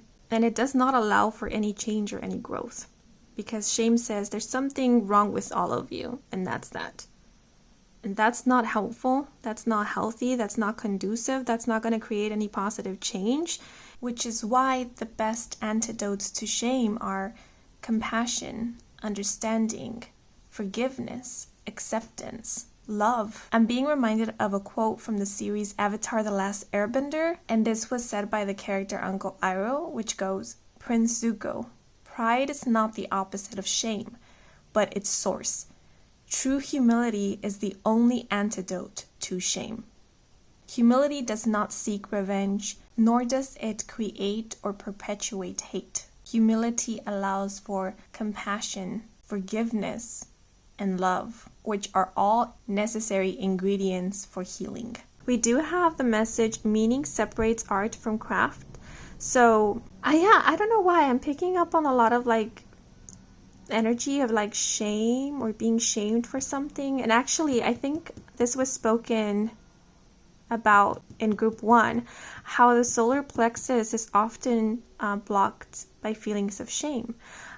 So what I'm seeing with this message is that if there is something that you're passionate about that truly fulfills you and other people don't get it, like for example, if you're like in your 30s and you're really passionate about plush toys, like you're a collector of plush toys or plushies, and other people your age just don't get it, you don't have to explain yourself. You don't have to prove to them why it's important. You don't have to feel ashamed about your hobbies or your likes or what you believe to be meaningful. Yeah, because the vibe I'm getting from the Grace and Perry card, it's like someone who has a joy for the little things in life, you know, someone who gets excited at the sight of a butterfly, or someone who gets excited over hearing their favorite song play on the radio or hearing their favorite jingle, someone who gets excited about their favorite musician. And the people around them, they think is simple or dumb or childish. And maybe for some that has led you to even question whether what you liked was like wrong or whether it was very childish or very immature. I feel like that only led to you suppressing your childlike wonder. That led to you becoming more and more quiet and kind of like, suppressing your voice, because your voice also comes through in self-expression.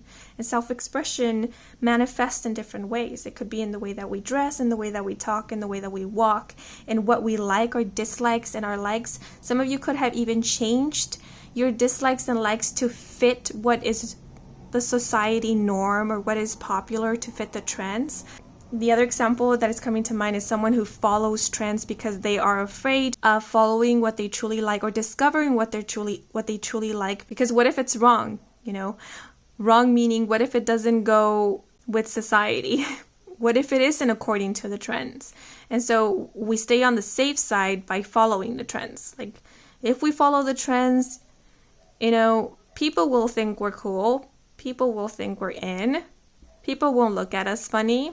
Like it's easier that way. But what I'm seeing here is that you're kind of like shaking those beliefs off. You're jumping off the bandwagon in order to find out how you walk. Like what's your walk?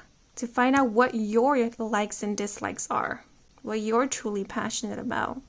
Yeah, so I'm also seeing individuality with both of these cards.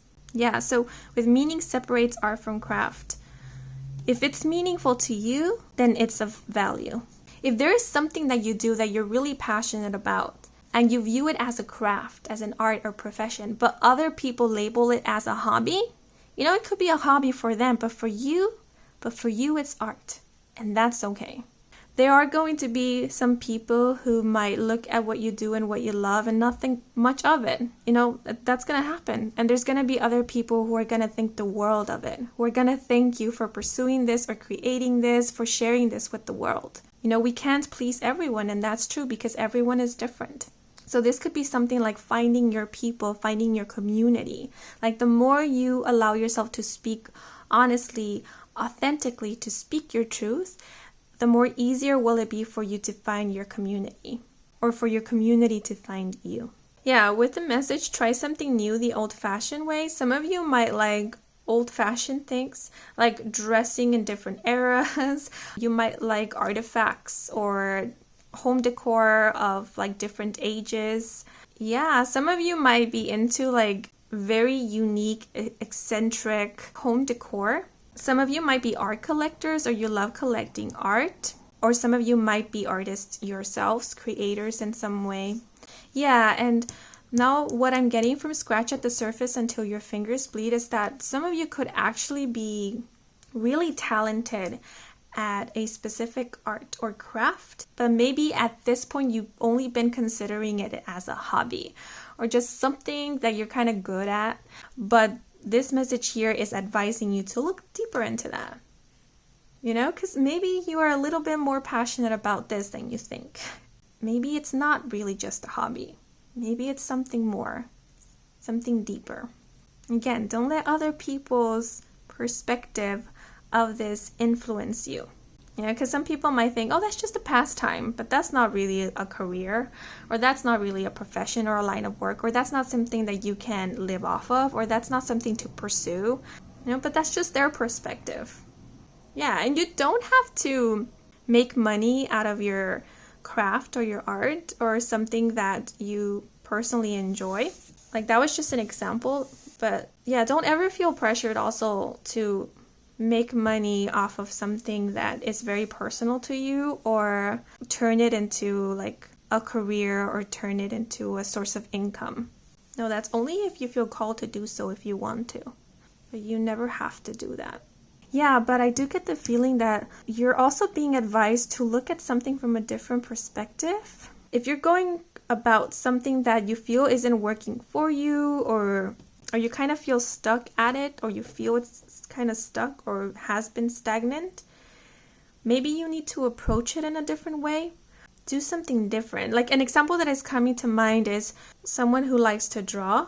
Maybe they started off exploring digital art, but what their true or hidden strength is actually traditional art. Maybe there's something about traditional art that really allows for you to explore all of your skills or talents, or allows for more self-expression. Yeah, so maybe there's something that you're doing that is not really allowing for you to express all that you can, or that it's limiting you in some way.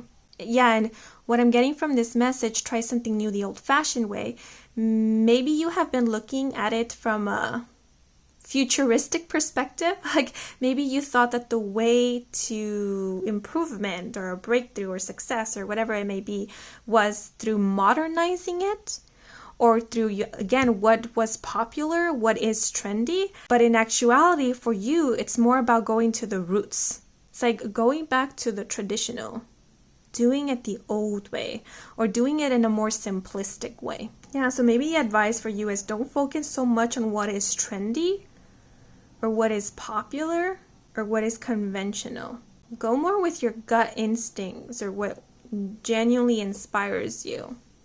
Maybe you're simply asked to think a little bit more outside the box, or look to the past, Maybe delve into history. Like for those of you who are artists, delve into art history. Look at people from the past. Study their artwork, their techniques. There might be something there that calls your attention and that inspires for you to create a new technique or to create a new art form. Or maybe you could be someone who brings something back from the past, makes it popular again. Yeah, some of you could definitely be bringing back something from the past, making it popular again, or bringing attention back to it. And for some, because we do have the number 10, and this is reminding me of the 10th house in astrology, which is a house of achievements and growth, status, recognition, and such. For some, it could be that something that you created in the past or a while back is the thing that will garner you a lot of recognition. An example that is coming to mind, someone who has a YouTube channel, whose YouTube video that was posted like 2 years back is the one that goes viral. Another example that is coming to mind is like those songs. Like what's that one song from the 80s that was played in the Netflix series Stranger Things? Okay, I looked it up. It's called Running Up That Hill, A Deal with God, sung by Kate Bush. That song was from the 80s, but because it came out in a Netflix series, it blew up again, several years later. So it's something like that. Something that you did in the past, created in the past or a while back, it's garnering you a lot of attention or recognition. Yeah, and for those of you who are creatives or creators, like you don't have to prove anything to the world. You don't have to prove that you're good at something, that you're skilled. Let your talent, let your work speak for itself. And it will speak for itself, because again, we have the number 10 here. And the 9th house in astrology is actually the house of foreign travels, higher learning, foreign languages, foreign culture. And I was speaking about like languages and such, and a foreign language. Yeah, so some of you could, okay. So some of you could actually do very well in a foreign country. I was just reminded of Japan, and how in Japan, like I don't want to sound very uncultured, but like in Japan, the kawaii culture is super strong, like cute things, and a lot of people like to dress in very cute clothing and in vintage clothing. So like maybe you will find your community in another country, in a foreign country, because I did say how some of you, it's a foreign language that when you speak it will feel like home to you. So this could even be a case in which it's a foreign country that feels more like home to you than the country that you were born and grew up in. Yeah, and some of you could be finding even success or recognition. The word admiration came to mind in another country. It could be that some of you will end up traveling abroad to pursue higher learning or higher education. Or it could be something like traveling to another country or another city or another state. and it is there where you find your community or you feel the most at home. And for some, that could result in you choosing to relocate. Yeah, so you might be finding your home far away from home. Yeah, but that might be a message for some of you guys. Yeah, and I will say the number 10 is also making me think of the 10 of Wands, which can speak about struggle. And even the number 9, the 9 of Wands in tarot can speak about like pushing through or having pushed through. So with these people whispering in the background, some of you could be dealing with like a lot of gossiping or unnecessary commentary or like negative commentary, or there could be something that you are already pursuing and you're getting a lot of like discouragement from others. Yeah, again, if you are not hurting anyone and the only reason why you're getting this discouragement is because people are just being mean, like don't listen to the naysayers or the haters. That's what I'm getting.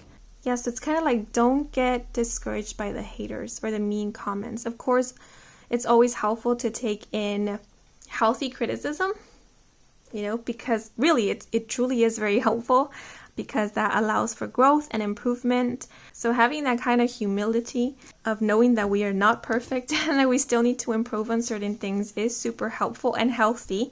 Yet it's important to discern what is unnecessary criticism, what's like hurtful criticism, mean commentary, versus what is helpful and healthy criticism. And I feel like with the 9 and 10 here, you're kind of learning that discernment already. Yeah, and the last message I'm getting is not relying so much on external validation. Like, we are human, we crave validation, that is fine, but when we are super dependent on it, that can become very unhealthy.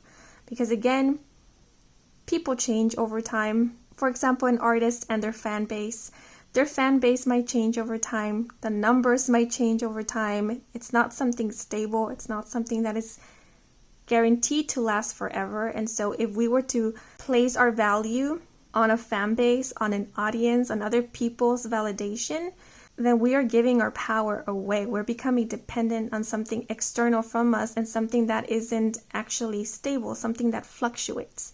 So yeah, just be mindful of that. Yeah, but those are all the messages I'm seeing for you guys. I did mention for group 2 that the numbers could be indicating a life path number. So some of you could be a life path number 9 or a life path number 10. If not, that's okay. These numbers here were just to give us more info about the energy.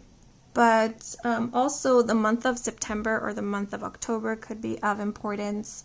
I'm also seeing, because I did speak about like years and ages with the previous group, and I did speak about childhood for you guys. The number 9 and 10 could also be indicating specific ages. So it's possible that when you were 9 or 10 is when you experienced something that led to this fear we spoke of at the beginning. Yeah, so if that kind of resonates with you, then this could be confirmation that yes, it is that fear that we were referring to. Or it could be the years 2009, 2010. That could have been important years, significant years for some. But apart from that, I do want to point out colors because those could be of relevance or significance. So we have yellow, blue, pink. Yeah, those are the predominant colors I'm seeing here. And red as well, pinkish, reddish. Yeah, teddy bears might be important for some. Blue purses. Some of you guys might be into ceramics. You might do pottery. Yeah, it could be anything. Just pointing those out because they're the ones that came to mind. Yeah, but these are all the messages. Oh, I am also seeing like flowers. Symbolism or imagery of flowers might be of importance. Whenever you see flowers or like images of flowers or symbolism of flowers, that could be your spirit guides or like your higher self's way of letting you know it's okay to get in tuned and in touch with your feminine energy or with your femininity, or get in tuned and in touch with your inner child. It's okay for you to be childlike. Yeah, but those are all the messages we have for you guys. I hope you enjoyed this reading. I hope it brought some guidance, some clarity. If it did, then please leave a like or a comment. If you are new to this channel and you want to stick around for more readings with me, Kim, then please do subscribe. I do offer personal readings. All the information is in my website. And the link to my website can be found in the description box down below. Once again, thank you so much for watching, and a huge thank you to all of you who took a moment to watch the advertisement, since that is a simple way to support me and to support my channel. So if you did, I truly do appreciate it. Yeah, but that is all for now. Wishing you a wonderful rest of your day or night, depending on when you're watching this video. And until the next moment, bye bye.